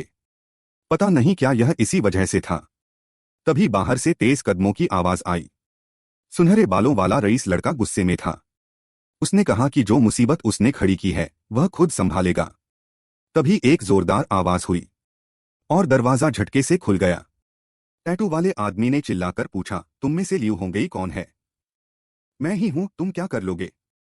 हालांकि मुझे नहीं पता था कि लड़ाई के लिए सुनहरे बालों वाले लड़के ने यह शब्द क्यों चुना, लेकिन एक हॉस्टल मेट होने के नाते मैं डर नहीं सकता था। तभी टैटू वाले आदमी ने अचानक शर्माते हुए मुझसे कहा, मैं भी तुम्हारे सपने देखना चाहता हूं। पीछे खड़े शियाओ जिन की हंसी नहीं रुक रही थी। मैंने जल्दी से टैटू वाले आदमी को बताया कि मुझे लड़कियां पसंद हैं। उसने भी जल्दी से स्पष्ट किया कि वह चाहता था कि मैं उसे सुलाने में मदद करूं। उन सभी लोगों की आंखों के नीचे के काले घेरों को देखकर मैं तुरंत समझ गया कि समस्या क्या है। टैटू वाला आदमी खास तौर पर कैंटीन में मुझे धन्यवाद देने आया कि उसे कैसे पता चला कि मेरे पास यह क्षमता है। उसने मुझे बताया कि शियाओ जिन बाहर ढिंढोरा पीट रहा था कि मेरे तरीके कितने जादुई हैं। उसने सुना और अपने रूममेट्स को इसे आजमाने के लिए ले आया। बस यह नहीं पता था कि मैं मदद करना चाहूंगा या नहीं। मैंने उससे कहा कि यह मेरे लिए बहुत छोटा काम है। उसी रात मैंने पहले समूह के लोगों पर हैंड्सन स्लैश का उपयोग किया और उन्हें भी अपनी इच्छा के अनुसार अच्छी नींद मिल गई। अगले दिन सुबह टैटू वाला आदमी विशेष रूप से मुझे धन्यवाद देने के लिए कैंटीन में आया था। वह बार बार मेरी बेहतरीन तकनीक की प्रशंसा कर रहा था। उसने कहा कि कल रात उसके जागने के बाद से यह उसकी सबसे अच्छी नींद थी। इस तरह मैं पूरी तरह से मशहूर हो गया। सभी समूहों के लीडर्स मेरे पास आने लगे ताकि मैं उनकी नींद की समस्या हल करने में मदद कर सकूं। मैंने बगल में खड़े शियाओ जिन को देखा और मेरे मन में हजारों घोड़े दौड़ रहे थे। इन 100 से अधिक लोगों को मैं कब तक पीटता रहूंगा? जैसे जैसे काम बढ़ता गया, मैंने धीरे धीरे फिजिकल लोरी के गुर भी सीख लिए। इसलिए मैंने उन सभी को बुलाया जिन्हें सोने में मदद चाहिए थी और उन्हें इंडोर ट्रेनिंग ग्राउंड में इकट्ठा कर लिया। एक एक करके उन्हें बेहोश किया और उनके साथियों को उन्हें हॉस्टल ले जाने दिया। इंस्ट्रक्टर्स ने यह सब देखकर भी नहीं रोका। इसलिए मैं ट्रेनिंग कैंप का सबसे चमकता हुआ सितारा बन गया। उन्होंने मेरा एक प्यारा सा निकनेम रखा, जान होंगई। इन्होंने तो मेरा सरनेम ही बदल दिया। पता नहीं पापा को पता चलेगा तो क्या वे मुझे सबक सिखाएंगे। देखते ही देखते नए लोगों का प्रशिक्षण भी लगभग समाप्त होने वाला था। गंजे टीचर ने हमें बताया कि इस दुनिया में चेतना से जुड़े ब्लैक होल हैं। आक्रमणकारी ब्लैक होल के माध्यम से हमारी दुनिया में आते हैं। अब आप यहां उनकी शक्ल और उनसे निपटने के तरीकों के बारे में जान सकते हैं। उनमें से एक राक्षस है जिसका नाम ब्लू नाइट है। जब एक बड़ा ब्लैक होल आया था तो उसने अकेले लगभग 500 सशस्त्र लोगों को हरा दिया था। इसलिए यदि हम कभी उनका सामना करें तो हमें तुरंत भागना चाहिए। इस प्रशिक्षण अवधि के माध्यम से मैं समझ गया, हुआलिन कंपनी वास्तव में अधिकारियों द्वारा आक्रमण की घटनाओं से निपटने के लिए बनाई गई एक विशेष संस्था है। मैंने सोचा कि इतनी बड़ी सैलरी यूं ही नहीं मिलती। आखिरकार यह काम निश्चित रूप से बहुत खतरनाक है, लेकिन मुझे यह बहुत पसंद आया क्योंकि यह मेरे पुराने सपने से मेल खाता था। मैं बस उत्सुक था कि पापा मुझे यहाँ क्यों भेज रहे हैं। क्या वे वास्तव में अपने बेटे को खतरे में डालना चाहते हैं? बाद के पाठ्यक्रम में लाल बालों वाली दीदी ने हमें अमर लोगों के युद्ध सहायक उपकरणों के बारे में विस्तार से समझाया। न केवल स्वचालित रूप से रक्त देने वाले ब्लड कैन होते हैं, बल्कि शारीरिक शक्ति को कुछ समय के लिए बढ़ाने वाले युद्ध वाले पेय भी होते हैं। हालांकि दीदी ने हमें चेतावनी दी कि यदि इनका अत्यधिक उपयोग किया जाए तो इनके दुष्प्रभाव भी काफी स्पष्ट होते हैं। मोमबत्ती टीचर ने हमें हथियारों के उपयोग के बारे में भी गहन मार्गदर्शन दिया। शारीरिक शक्ति के अभ्यास में फिर से वही बार बार होने वाला उबाऊ दौड़ना और शक्ति प्रशिक्षण था, लेकिन लोग धीरे धीरे इस कठिन जीवन के आदी हो गए। मुझे सोने में मदद मांगने वाले लोग भी धीरे धीरे कम होते गए। इस तरह सभी ने सफलतापूर्वक प्रशिक्षण पूरा कर लिया और हुआलिन के आधिकारिक कर्मचारी बन गए। अंतिम प्रशिक्षण परिणामों की रैंकिंग में तीसरा स्थान क्यू शाओमिन का था, जो प्रशिक्षण के दौरान एक साधारण सी लड़की थी। दूसरा स्थान सुनहरे बालों वाले रईस लड़के का था। यह रैंकिंग सबकी उम्मीद के मुताबिक थी। आखिरकार उसके पास अमर लोगों के शीर्ष स्तर का शुद्धतम वंश था, साथ ही उसकी दृढ़ इच्छा शक्ति भी थी। उसने मेरे बिना सोने में मदद किए बिना भी पूरी रात जागकर पाठ्यक्रम पूरा कर लिया। लेकिन पहले स्थान का विजेता थोड़ा आश्चर्यजनक था। वह सुनहरे बालों वाली लड़की थी। उसके प्रशिक्षण के प्रदर्शन को याद करने पर, हालांकि उसमें नेतृत्व क्षमता की कमी थी और वह बहुत कड़वा बोलती थी, लेकिन वह बहुत चतुर थी। जब उसे प्रशिक्षण अंकों की पुरस्कार और दंड प्रणाली के बारे में पता चला तो उसने सख्ती से केवल अपने लाभ के अनुसार काम किया। 3 प्रशिक्षण के दौरान वह बिना हिचकिचाहट उन लोगों को छोड़ देती जो स्कोर में मदद नहीं करते थे। सामान्य व्यक्तिगत व्यवहार में भी वह हमेशा अंकों को बढ़ाने की दिशा में काम करती थी। मंच पर खड़े उन तीनों को देखकर मुझे एक अनजाना एहसास हुआ कि भविष्य में मेरा उनसे जरूर सामना होगा। रात के समय हॉस्टल में एक बड़ा व्यक्ति आया। हुआलिन कंपनी के मालिक नान मिंगजिंग। वे वर्तमान व्यवस्था बनाने वाले पहली पीढ़ी के अमर इमॉर्टल हैं। उन्होंने हमसे कहा कि प्रशिक्षण थोड़ा उबाऊ हो सकता है, लेकिन ये सब जान बचाने वाली चीजें हैं। हम उम्मीद करते हैं कि आप गंभीरता से सीखेंगे। फिर उन्होंने सुनहरे बालों वाले रईस लड़के और सुनहरे बालों वाली लड़की का नाम लिया और उनकी उत्कृष्ट उपलब्धि पर उन्हें बधाई दी। मैं हैरान था कि एक भगवान के समान व्यक्ति यहां क्यों आया है। क्या वह सिर्फ पहले और दूसरे स्थान वालों को बधाई देने आया है? जब लियू होंगई ने उसका नाम सुना तो मैं तुरंत अपनी सोच से बाहर आया और तुरंत सीधा खड़ा होकर सामने देखने लगा। वह मेरे सामने आए और पूछा, क्या तुम हाइब्रिड हो? मैंने सिर हिलाया। उन्होंने 10 मिनट तक मुझे सीधे घूर कर देखा, फिर धीरे से कहा, गलत, और फिर अपने अधीनस्थों के साथ बाहर चले गए। जाते समय उन्होंने अचानक मुड़कर मुझे आंख मारी और कहा कि कंपनी में मिलने की उम्मीद रखें। उनके जाने के बाद हॉस्टल में हंगामा मच गया। सब मुझसे पूछने लगे कि मेरा बैकग्राउंड क्या है। तभी सुनहरे बालों वाली लड़की ने मुझे एक पर्ची थमाई। उसे खोलने के बाद मुझे पता चला कि मालिक नान मिंगजिन की नजर मुझ पर है। इसलिए मैं घबराहट के साथ हुआलिन कंपनी पहुंचा। बाहरी प्रतिनियुक्ति, एक्सटर्नल डिस्पैच। कमरे में घुसते ही मैंने अंदर किसी को जोर से फोन पर बात करते सुना, जो शिकायत कर रहा था कि उनके विभाग को नए लोग क्यों दिए जा रहे हैं। यदि वास्तव में कोई पुराना अनुभवी नहीं है तो प्रशिक्षण का प्रथम विजेता भी भेजा जा सकता है। इस अजीब स्थिति ने मुझे वहीं जड़ कर दिया। तभी बगल में खड़ी लाल बालों वाली सुंदर महिला ने मुझे पहले बैठने के लिए कहा और बताया कि वह मुझे इस नए लड़के को काम करना सिखाएगी। फिर उसने हुआलिन कार्मिक निर्देशिका, पर्सनल डायरेक्टरी, मेरी ओर फेंकी और कहा कि एक दिन में इसे याद करो और फिर तुरंत जला दो, और खाना खाने और शौचालय जाने के अलावा आप अपनी सीट नहीं छोड़ सकते। मैंने ऑफिस के उन कुछ लोगों को देखा और उनके व्यवहार में मेरे प्रति स्पष्ट शत्रुता महसूस की। मैं उलझन में था। क्या ऊपर से मुझे गलत विभाग में भेज दिया गया है? रात में शियाओ जिन और उनके साथ खाना खाते समय मैंने उनसे पूछा कि क्या काम के दौरान कोई उन्हें परेशान करता है। उन्होंने बताया कि उनका विभाग बहुत मिलनसार है। मेरा उदास चेहरा देखकर शियाओ जिन ने मुझे एक जानकारी दी। पता चला कि मालिक नान मिंगजिन ने खुद मेरे तबादले के मामले में हस्तक्षेप किया था, क्योंकि बाहरी प्रतिनियुक्ति विभाग नए लोगों के लिए सही जगह नहीं है। यह केवल विशिष्ट लोगों के लिए है जो इस खतरनाक इकाई को संभालने के योग्य हों। और मेरा वर्तमान बाहरी सुरक्षा समूह 3 और भी ज्यादा बदनाम है। कहा जाता है कि उनके विभाग में भेजे गए नए लोग अक्सर 3 महीने भी जीवित नहीं रहते। यह सब सुनने के बाद मेरे मन में केवल एक ही सवाल था, मैंने बड़े मालिक को आखिर किस बात से नाराज कर दिया है। इंटरनेट पर कहा जाता है कि यदि थकान महसूस हो तो खुद को सम्मोहित कर लेना चाहिए। इसलिए जब मैं फिर से उन 3 लोगों की दुर्भावनापूर्ण चुनौतियों का सामना कर रहा था तो मैंने खुद से कहा कि वास्तव में मैं एक तेल उत्पादक देश का राजकुमार हूं और मैं यहां आम लोगों के जीवन का अनुभव करने आया हूं। इस तरह हुआलिन में मेरा हर दिन या तो सूची याद करने में बीतता था या फोन उठाने में। उनकी बदौलत मुझे कई कर्मचारियों की जानकारी मिल गई, जैसे हमारे ग्रुप लीडर ली झोंगफेंग के बारे में। एक शुद्ध रक्त अमर होने के बावजूद उनमें रत्ती भर भी श्रेष्ठता का भाव नहीं था। वे हुआलिन में सबसे उच्च व्यावहारिक स्तर के व्यक्ति थे। सुपरवाइजर ली डोंगशुन एक हाइब्रिड अमर। हालांकि वे युद्ध में माहिर नहीं थे, लेकिन वे एक प्रसिद्ध रणनीतिकार थे। अधिकारी जिन जिंगया विशेष बलों से थीं और विशेष दवाओं के माध्यम से संवर्धित एनहांस्ड इंसान थीं।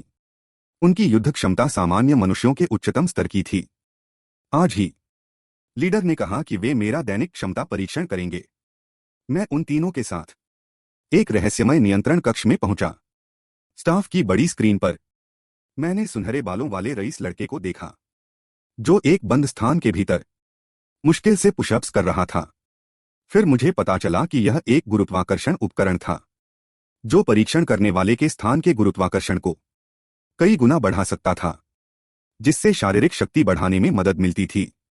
वर्तमान रिकॉर्ड 9 गुना गुरुत्वाकर्षण है और यह मेरे लीडर ली डोंगशुन द्वारा बनाया गया था।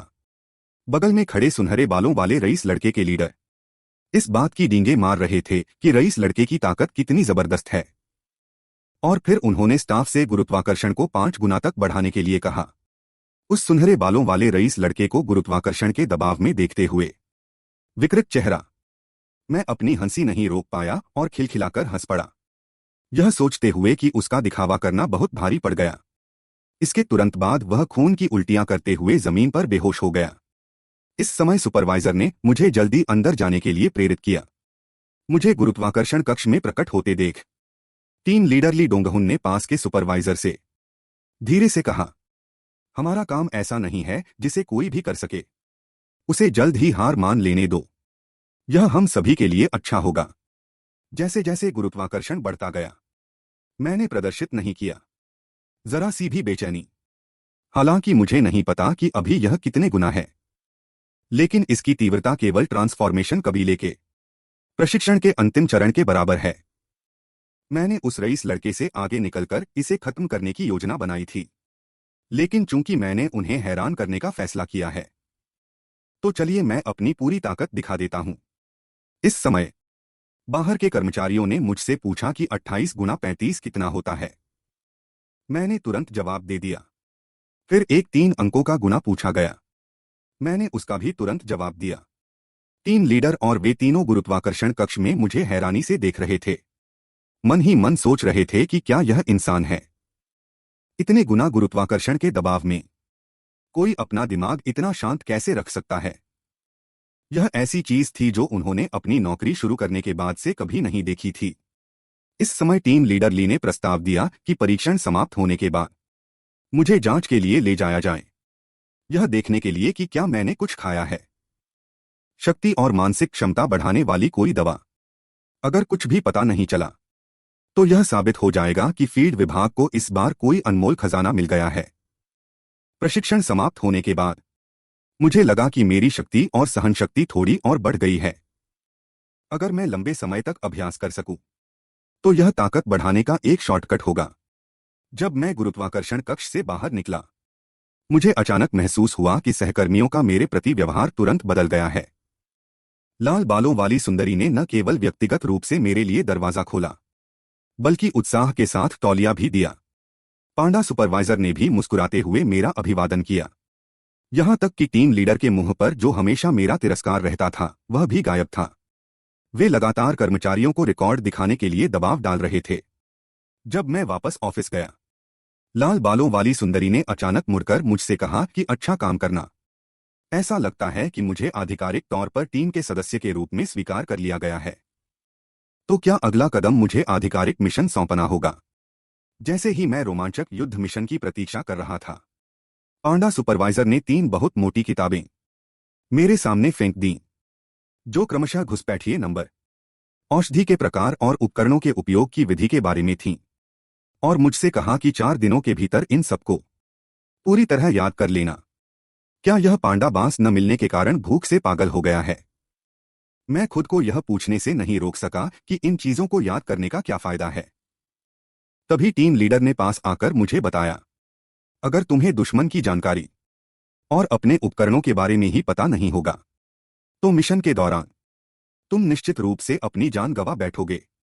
इस समय मुझे लगा कि उनकी बात सही है, लेकिन यह 4 दिन का समय बहुत कम है। पांडा सुपरवाइजर ने तुरंत मुझे बताया कि उस समय उसे केवल 1 दिन लगा था। जब ये गैर डाकू कर्मचारी इतने सक्षम हैं, तो मेरी क्या योग्यता है कि मैं सौदेबाजी करूं? अगले कुछ समय तक मैं लगातार पढ़ाई करने में डूबा रहा। ठीक 4 दिन बाद टीम के भीतर मेरा परीक्षण हुआ। परीक्षण से पहले टीम लीडर ने मुझे बताया कि अगर एक भी सवाल गलत हुआ, तो तुरंत ट्रेनिंग ग्राउंड में 1 घंटे के लिए ट्रेनिंग करनी होगी। इसलिए मैं ट्रेनिंग ग्राउंड और ऑफिस के बीच एक जाना-माना चेहरा बन गया।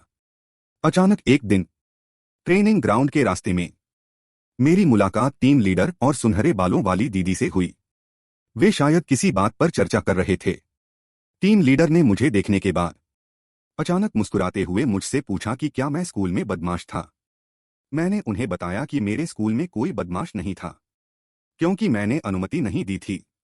तुम्हारे अनुमति न देने से क्या वे बदमाश नहीं बने?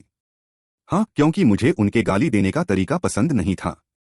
मेरी इस बात ने तुरंत पूरे माहौल में सन्नाटा फैला दिया, क्योंकि हर कोई जानता था कि टीम लीडर गाली देने में माहिर हैं। टीम लीडर ने मुझे देखकर मुस्कुराया और पूछा कि क्या मैं उनके साथ अभ्यास लड़ाई करना चाहता हूं। इस समय आसपास के सभी लोगों ने मेरी ओर देखा। आखिरकार टीम लीडर को हुआलिन की सबसे मजबूत युद्ध शक्ति कहा जाता था, लेकिन मेरे अंदर ट्रांसफॉर्मेशन कबीले का खून है। अगर मैं इस समय पीछे हट गया, तो मैं अपनी मां के वंश के साथ न्याय कैसे करूंगा? इसलिए मैंने बिना किसी हिचकिचाहट के सहमति दे दी। टीम लीडर के चेहरे पर तुरंत एक कुटिल मुस्कान आ गई। फिर उन्होंने मुझे दोपहर 3 बजे प्रैक्टिस ग्राउंड में मिलने के लिए कहा और मुझे याद दिलाया कि दोपहर में ज्यादा मत खाना, वरना जमीन पर उल्टी करना अच्छा नहीं लगेगा। उनकी चुनौती के सामने मैंने कोई विरोध नहीं किया। आखिरकार लड़ाई बातों से नहीं लड़ी जाती। दोपहर 3 बजे मैं वादे के मुताबिक ट्रेनिंग ग्राउंड पहुंचा। लाल बालों वाली दीदी ने टीम लीडर से कहा कि मुझे अपाहिज मत बनाना। पास खड़ी सुनहरे बालों वाली दीदी ने भी मुझे हार न मानने की सलाह दी। ऐसा लगता है कि किसी को भी मुझ पर भरोसा नहीं था, लेकिन यह सामान्य भी है। आखिरकार टीम लीडर के पास एस ग्रेड युद्ध शक्ति होने का दावा है। मेरे जैसे नए व्यक्ति के लिए उनके साथ अभ्यास करना पूरी तरह से खुद को प्रताड़ित करने जैसा है। लेकिन कोई नहीं जानता था कि मैं दुनिया में एकमात्र दोहरे रक्तवंश वाला व्यक्ति हूं। मैंने पहले एक जांचात्मक हमला किया, लेकिन टीम लीडर ने फुर्ती से उन सबको टाल दिया। उन्होंने मेरा मजाक भी उड़ाया कि मेरी गति बहुत धीमी है, इसलिए मैंने जानबूझकर एक कमजोरी दिखाई। किसे पता था कि टीम लीडर तुरंत उस मौके को लपक लेंगे। एक जोरदार प्रहार ने मेरा सिर चकरा दिया। मेरी मां के अलावा यह पहली बार था जब किसी ने मुझे इस हालत में पहुंचाया था। इस समय टीम लीडर ने मुझे देखते हुए उकसाते हुए कहा कि तुम इतनी जल्दी कैसे हार गए। मैं उनके साथ हुए अपने मुकाबले को याद कर रहा था। असल में मेरे मुक्का मारने के पल में ही टीम लीडर ने एक हाथ से मेरी बाजू पकड़ ली थी और फिर उसे तुरंत मरोड़ दिया। साथ ही कोहनी के प्रहार से मेरा सिर चकरा दिया। हरकतों के इस सिलसिले ने मुझे महसूस कराया कि एस ग्रेड युद्ध शक्ति किसे कहते हैं, और इसने मेरा अहंकार भी तुरंत खत्म कर दिया। अब मुझे गंभीर होना ही होगा। इसके बाद मेरे और उनके बीच जबरदस्त मुकाबला शुरू हुआ। हालांकि मैंने ट्रांसफॉर्मेशन कबीले की गति को चरम तक बढ़ा दिया था, लेकिन उन्हें मारने की संख्या अभी भी बहुत कम थी। जैसे ही मैंने अमर होने की अपनी इंद्रियों का उपयोग किया, उनकी हरकतों का पहले से अंदाजा लगाने के लिए, वे अचानक मेरी नजरों से उछल हो गए। यह वह छिपी हुई आभा वाली तकनीक थी जो गंजी शिक्षक ने दिखाई थी। मैंने तुरंत प्रतिक्रिया करते हुए पीछे की ओर कदम बढ़ाए। टीम लीडर के एक चालाकी भरे प्रहार से मुश्किल से बचा। उनकी हरकतें वाकई बहुत तेज थीं। मुझे जवाबी हमले का कोई मौका ही नहीं मिल रहा था, लेकिन ट्रांसफॉर्मेशन कबीले की शक्ति होने के कारण मुझे और तेज होना चाहिए था। ऐसा लगता है कि रक्त की शक्ति ही सब कुछ तय नहीं करती। टीम लीडर जैसे व्यक्ति से मिलना, जो लंबे समय से प्रशिक्षित शुद्ध रक्त वाले अमर हैं, वे भी मुझे हरा सकते हैं, लेकिन मैं इतनी आसानी से हार नहीं मानूंगा। मेरे हमलों से बचते हुए टीम लीडर ने अपनी जुबान का पूरा इस्तेमाल किया। वे लगातार अपनी बातों से मुझे उकसा रहे थे। अब वे मेरा मजाक उड़ा रहे थे कि अगर मैं केवल लड़कियों की वाहवाही चाहता हूं, तो मैं एक कलाकार बन सकता हूं। आखिरकार मेरा शरीर इसके लिए काफी अच्छा है। क्या मैं अब भी इसे बर्दाश्त कर सकता हूं? मैंने तुरंत अपनी पूरी ताकत जुटाई और एक मुक्का दे मारा, लेकिन टीम लीडर मेरे इसी लापरवाह हमले का इंतजार कर रहे थे। उनके एक तेज मुक्के ने मेरे सिर पर चोट पहुंचा दी। अफसोस कि उन्होंने अभी भी मेरी ताकत को कम आंका था। मैंने अचानक उन्हें पकड़ लिया। अपनी जबरदस्त शक्ति का उपयोग करते हुए उनकी दोनों बाहों और धड़ को तुरंत जकड़ लिया। जैसे जैसे मेरी बाहें कसती गईं, कानों में हड्डियों के टूटने की आवाजें आने लगीं। जैसे ही मैंने उन्हें पटक कर लड़ाई खत्म करनी चाहिए, मेरी गर्दन के पीछे अचानक एक जोरदार प्रहार हुआ। इस समय टीम लीडर अपने हाथों को जेब में डाले जमीन पर पड़े हुए मुझे देख रहे थे। उनकी बाहें कहीं से भी जकड़ी हुई नहीं लग रही थीं। आखिर यह सब क्या हो रहा था? मैं उनसे पूछे बिना नहीं रह सका कि क्या उन्होंने आयरन हेड तकनीक का अभ्यास किया है, लेकिन उन्होंने मुझे बताया कि यह कंपनी है, स्कूल नहीं। अगर जवाब जानना चाहते हो तो खुद पता लगाओ, और मुझे एक रिपोर्ट भी सौंपनी होगी। जब मैं गहराई से सोच रहा था, तभी लेक्चर दे रहे विश्लेषण विभाग के टीम लीडर ने मानवीय भ्रम के बारे में बात की। भ्रम? रुको, मुझे अचानक याद आया कि गंजी शिक्षक ने एक बार कहा था, आभा को छिपाना अमर कबीले की क्षमता का उपयोग करना है, दूसरे की इंद्रियों को काटने के लिए। लेकिन क्या होगा अगर इसे काटा न जाए, बल्कि दूसरे को गलत सूचना भेजी जाए?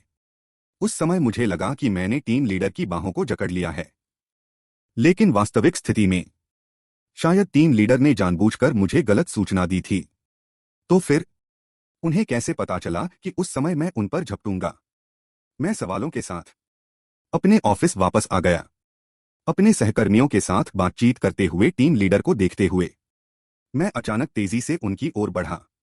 खतरे को महसूस करते हुए उन्होंने मेज पर लात मारी और प्रतिक्रिया बल का उपयोग करके तुरंत मुझसे दूरी बना ली। इस समय मैंने अपनी बोध क्षमता को अधिकतम तक बढ़ा दिया, आसपास की आवाजों को शांत कर दिया और साथ ही अपनी मानसिक शक्ति को टीम लीडर पर केंद्रित कर दिया। तो उनकी अगली हरकत क्या होनी चाहिए? मैंने बिना किसी हिचकिचाहट के एक मुक्का मारा। वास्तव में मेरा अंदाजा सही था। हालांकि हमले को टीम लीडर ने आसानी से रोक दिया और उसके बाद एक अपरकट से मुझे दूर फेंक दिया। इस समय आसपास के सहकर्मी मुझे हैरानी से देख रहे थे। उन्हें लग रहा था कि क्या मेरा दिमाग खराब हो गया है। टीम लीडर ने भी आश्चर्य से मुझसे पूछा कि क्या मैं विद्रोह करना चाहता हूं। मैंने उन्हें बताया कि यह वही रिपोर्ट है जो मुझे उन्हें सौंपनी थी, क्योंकि मुझे लगता है कि यह कागज पर लिखने से कहीं ज्यादा सही जवाब के करीब है। मेरे जवाब पर टीम लीडर ने एक अजीब सी मुस्कान दी। दिलचस्प है, जो सीखा उसे तुरंत इस्तेमाल कर लिया। अगले दिन एक नए सदस्य के रूप में मुझे लाल बालों वाली दीदी के साथ एक मिशन पर जाने के लिए नियुक्त किया गया। पहली बार युद्ध की वर्दी पहनकर मैं बहुत उत्साहित था। मुझे लग रहा था कि इस समय मैं बहुत शानदार दिख रहा हूं। मिशन स्थल पर पहुंचने के बाद गेहूं के खेत में घूमते हुए ब्लैक होल को देखकर मुझे 9 साल पहले की अपनी घटना याद आ गई। मुझे लगा कि आज मैंने आखिरकार अपने सपने की ओर पहला कदम बढ़ा दिया है। जैसे ही मैंने दीदी के साथ अपने उपकरणों की जांच पूरी की, पलक झपकते ही सामने वाला ब्लैक होल तेजी से बड़ा होने लगा। मैंने तुरंत स्थिति की सूचना मुख्यालय को भेज दी। स्मार्ट कंप्यूटर से भी एक संदेश आया। वर्तमान स्थिति की पुष्टि ब्लैक होल सी ग्रेड ज्वार के रूप में है। बड़ी संख्या में घुसपैठिए आने वाले हैं। खतरे को भांपते हुए मैंने पास के कुछ घरों की ओर देखा और दीदी से पूछा कि क्या हमें ऐसे ही वापस जाना चाहिए। दीदी ने मुझे कोई जवाब नहीं दिया, बस मुख्यालय से पूछा कि सहायता आने में कितना समय लगेगा। मुख्यालय ने बताया कि अभी 15 मिनट और लगेंगे। लेकिन इस समय मैंगो कोडनेम वाला घुसपैठिया ब्लैक होल से बाहर सिर निकाल चुका था। मुख्यालय ने हमें तुरंत वहां से हटने का आदेश दिया। आखिर हम दोनों के लिए इतने सारे घुसपैठियों से निपटना असंभव है और अमर टीम के सदस्य बहुमूल्य मानव संसाधन हैं। कंपनी के नजरिए से वे हमें 10 से अधिक आम लोगों के साथ समान विनिमय नहीं कर सकते। हालांकि मैं निर्दोष ग्रामीणों को बिल्कुल भी छोड़ना नहीं चाहता, लेकिन इस समय मुझे किम दीदी के निर्देशों का इंतजार करना होगा। एक गोली की आवाज के साथ ब्लैक होल से बाहर निकलते ही एक अंधे कुत्ते के सिर के परखच्चे उड़ गए। इसका मतलब यह भी है कि आगे हम दोनों को सैकड़ों घुसपैठियों के हमले का सामना करना पड़ेगा। मैं और वह खुले हुए ब्लैक होल के सामने खड़े हैं, लगातार गोलियां चला रहे हैं। क्रॉस फायर का जाल हमारे सामने एक डेथ जोन बना रहा है। जैसे जैसे रसद खत्म होने वाली है, मैंने किम दीदी से पूछा कि आगे क्या करना है। उन्होंने मुझे बताया कि जब तक राक्षसों को प्रभावी ढंग से एक साथ इकट्ठा किया जा सकता है, वह एक सुंदर योद्धा में बदल जाएंगी और उन्हें खत्म कर देंगी। जैसे ही मैं सोच रहा था कि किम दीदी बदलने के बाद कैसी दिखेंगी, एक आम का फल जैसा दिखने वाला राक्षस फायर नेट को तोड़कर मेरे सामने आ गया। पर अगले ही पल किम दीदी ने उसे एक थप्पड़ मारकर उड़ा दिया। फिर उमड़ते हुए उन राक्षसों का सामना करते हुए किम दीदी सीधे आगे बढ़ गईं और उनके साथ शारीरिक मुकाबला करने लगीं। मैं किम दीदी के शरीर के भीतर उस उमड़ती हुई विस्फोटक शक्ति को महसूस कर रहा हूं। हैरान हूं कि यह उन्नत मानव आखिर कैसे प्रशिक्षित किया गया है, क्योंकि इस समय वह निश्चित रूप से विशेष जातियों के शक्तिशाली योद्धाओं के बराबर हैं। मैं किम दीदी के पीछे खड़ा होकर दूर से सहायता कर रहा हूं। रसद की आखिरी गोली खत्म होने के साथ मैं भी आमने सामने की लड़ाई में शामिल हो गया। हालांकि किम दीदी मुझे केवल घुसपैठियों को लुभाने के चारे के रूप में उपयोग कर रही हैं, लेकिन कम से कम मेरे पास भी दोहरी रक्तरेखा की प्रतिभा है। वहां केवल सजावट की तरह खड़े रहना वास्तव में शर्मनाक होगा। इन राक्षसों के साथ लड़ाई के दौरान मैं लगातार किम दीदी के लड़ने के कौशल को सीख रहा हूं। आखिर उनके पास ए लेवल की करीबी लड़ाई की क्षमता है। जैसे ही मैं मुड़कर देख रहा था, पीछे से आए एक राक्षस ने मेरा हाथ काट लिया। मैंने तुरंत अपनी कमर से छोटा चाकू निकाला और उसे मार गिराया। इस समय मुझे किम दीदी की कही हुई बात याद आई कि जब तक घुसपैठियों को प्रभावी ढंग से एक साथ इकट्ठा किया जा सकता है, वह अपनी परिवर्तन चाल का उपयोग करके उन्हें एक बार में मार सकती हैं। तो मैं एक चारे की भूमिका अच्छी तरह निभाकर देखता हूं। फिर मैंने अपनी आभा को मुक्त कर दिया और उसमें मास्टर लोगू द्वारा सिखाई गई जंगली हत्यारी आभा को मिला दिया। इन मरे हुए कुत्तों की नजरें वाकई मुझ पर टिक गईं और फिर वे ज्वार की तरह मेरी ओर झपट पड़े। मैं एक तरफ उन अंधे कुत्तों के हमले को रोक रहा हूं और दूसरी तरफ जोर से किम दीदी को चिल्ला रहा हूं, आपकी जादुई चाल कहाँ है? किम दीदी यह स्थिति देखकर घबरा गईं और मुझे गाली देते हुए कहा कि मैं एक नंबर का बेवकूफ हूं। इस समय कई दिशाओं से झपटते अंधे कुत्तों का सामना करते हुए मैं केवल रक्षा ही कर पा रहा हूं, उन हमलों से जो मुझे घातक नुकसान पहुंचा सकते हैं। फिर शरीर के विभिन्न अंगों का उपयोग करके उन पर जवाबी हमला कर रहा हूं। मुझे पता है कि मैं एक भी घुसपैठिए को भागने नहीं दे सकता, क्योंकि मेरे पीछे आम लोगों का गांव है। इस तरह न जाने कितना समय बीत गया। गोलियों की लगातार गूंज के साथ मुझ पर हमला करने वाले राक्षस एक एक करके गिरने लगे। पता चला कि इस समय सुनहरा कुलीन युवक अपनी टीम के साथ सहायता के लिए आ गया है। इस समय किम दीदी भी जल्दी में वहां आईं। उन्होंने मुझसे पूछा कि मैं कैसा हूं। मैं घावों से लथपथ उन राक्षसों की लाशों के ढेर के बीच खड़ा हूं। उन्हें बताया कि सभी घुसपैठिए मारे जा चुके हैं। उसके बाद मैं बेहोश हो गया। सहायता टीम के लीडर ने जमीन पर पड़ी लाशों को देखा और हैरानी से किम दीदी से पूछा, क्या आप दोनों ने इसे सुलझाया है? दो लोग, नहीं नहीं नहीं, यह तो जमीन पर पड़े उस लड़के ने अकेले किया है। इस बार मैं फिर से प्रसिद्ध हो गया। मुख्यालय लौटने के बाद गुस्से में भरे टीम लीडर ली ने हम दोनों से पूछा, तुम लोगों ने पीछे हटने के आदेश का पालन क्यों नहीं किया? मैंने उन्हें बताया कि संचार उपकरण खराब होने के कारण ऐसा हुआ। टीम लीडर ने कहा कि मैं उनकी बुद्धिमत्ता का अपमान कर रहा हूं। इस समय किम दीदी ने टीम लीडर को बताया कि सारी जिम्मेदारी वह खुद लेंगी। टीम लीडर गुस्से में हंसे। किम दीदी से कहा कि तुम एक प्रथम श्रेणी की कर्मचारी होकर क्या जिम्मेदारी लोगी? क्या तुम इस्तीफा देना चाहती हो? किम दीदी अचानक अवाक रह गईं। टीम लीडर ने हमें बताया कि इस बार सिर्फ एक रिपोर्ट लिखने से काम नहीं चलेगा। एक विशेष अनुशासनात्मक बैठक बुलानी होगी। हमें कार्रवाई के नोटिस का इंतजार करना होगा। फिर मुझसे पूछा, क्या तुम्हें लगता है कि इस बार तुमने बहुत अच्छा काम किया है? मैंने मन ही मन सोचा कि अगर आप ऐसा पूछेंगे तो क्या मैं खुद की तारीफ कर सकता हूं। मैंने तुरंत जोर से कहा कि मैंने बहुत बुरा काम किया है। टीम लीडर ने मुझ पर एक गहरी नजर डाली और फिर मुझे हर दिन उन्हें एक आत्मालोचना पत्र लिखने को कहा। मेरा और किम दीदी का प्रदर्शन जल्द ही पूरी कंपनी में फैल गया। इस समय मुझे एक बात समझ आई कि एक इंटर्न कर्मचारी के रूप में मेरे वेतन में कटौती या अंक नहीं काटे जाएंगे। इसलिए इस घटना की पूरी जिम्मेदारी किम दीदी को उठानी होगी। तर्क के अनुसार कंपनी के कर्मचारी के रूप में नियमों का उल्लंघन करने पर दंडित होना उचित है, लेकिन उस समय की स्थिति तो लोगों को बचाने के लिए थी। इस समय मैं थोड़ा उलझन में हूं। अचानक एक गर्म हाथ धीरे से मेरे कंधे पर रखा गया। वह किम दीदी थीं। उन्होंने मुझे थपथपाया और मुझे बताया कि कल की लड़ाई में मेरा प्रदर्शन बहुत अच्छा था। किम दीदी की कोमल आंखों को देखकर मुझे लगा जैसे सूरज की एक किरण ने पल भर में मेरे मन के अंधेरे को दूर कर दिया। घर लौटने के बाद मैंने अपनी मां से आज हुई बातों के बारे में बात की। उन्होंने तुरंत मुझसे किम दीदी की फोटो मांगी, क्योंकि वह बहुत उत्सुक थीं कि क्या किम दीदी में उनकी बहू बनने के लक्षण हैं। मैंने जल्दी से समझाया कि किम दीदी मेरी सीनियर हैं, लेकिन मां ने कहा कि बड़ी उम्र की पत्नी सौभाग्य लाती है। उनकी बातों से मेरा मन अचानक भटकने लगा। अगले दिन किम दीदी की कंपनी में अनुशासनात्मक बैठक हुई। जब मुख्य न्यायाधीश ने किम दीदी से पूछा, क्या उन्होंने जानबूझकर मुख्यालय के आदेशों की अनदेखी की और मिशन जारी रखा? टीम लीडर ली ने तुरंत बीच में टोकते हुए कहा कि लड़ाकू विभाग में ऐसी बातें होना कोई अजीब बात नहीं है। मुख्य न्यायाधीश ने फिर मुझसे पूछा, क्या किम दीदी ने मुझे मिशन जारी रखने के लिए मजबूर किया था? मैंने बताया कि किसी ने मुझे मजबूर नहीं किया।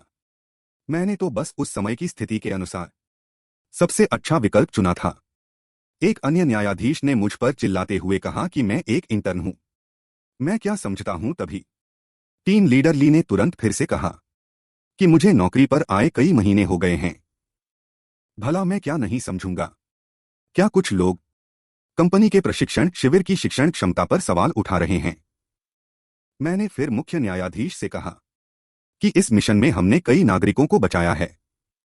इससे पहले कि मुख्य न्यायाधीश कुछ बोलते, टीम लीडर ली ने फिर से जल्दबाजी में कहा कि लोगों को बचाना ही काफी है। क्या लोगों को बचाने से ज्यादा महत्वपूर्ण कुछ और है? ली का यह अपने लोगों को बचाने वाला व्यवहार देखकर मुख्य न्यायाधीश आखिरकार खुद को रोक नहीं पाए। उन्होंने टीम लीडर को तुरंत बाहर जाने को कहा। ली ने उन्हें बताया कि वह किम दीदी के टीम लीडर हैं। 3 सदस्य की अनुशासनात्मक बैठक में लीडर का होना अनिवार्य है।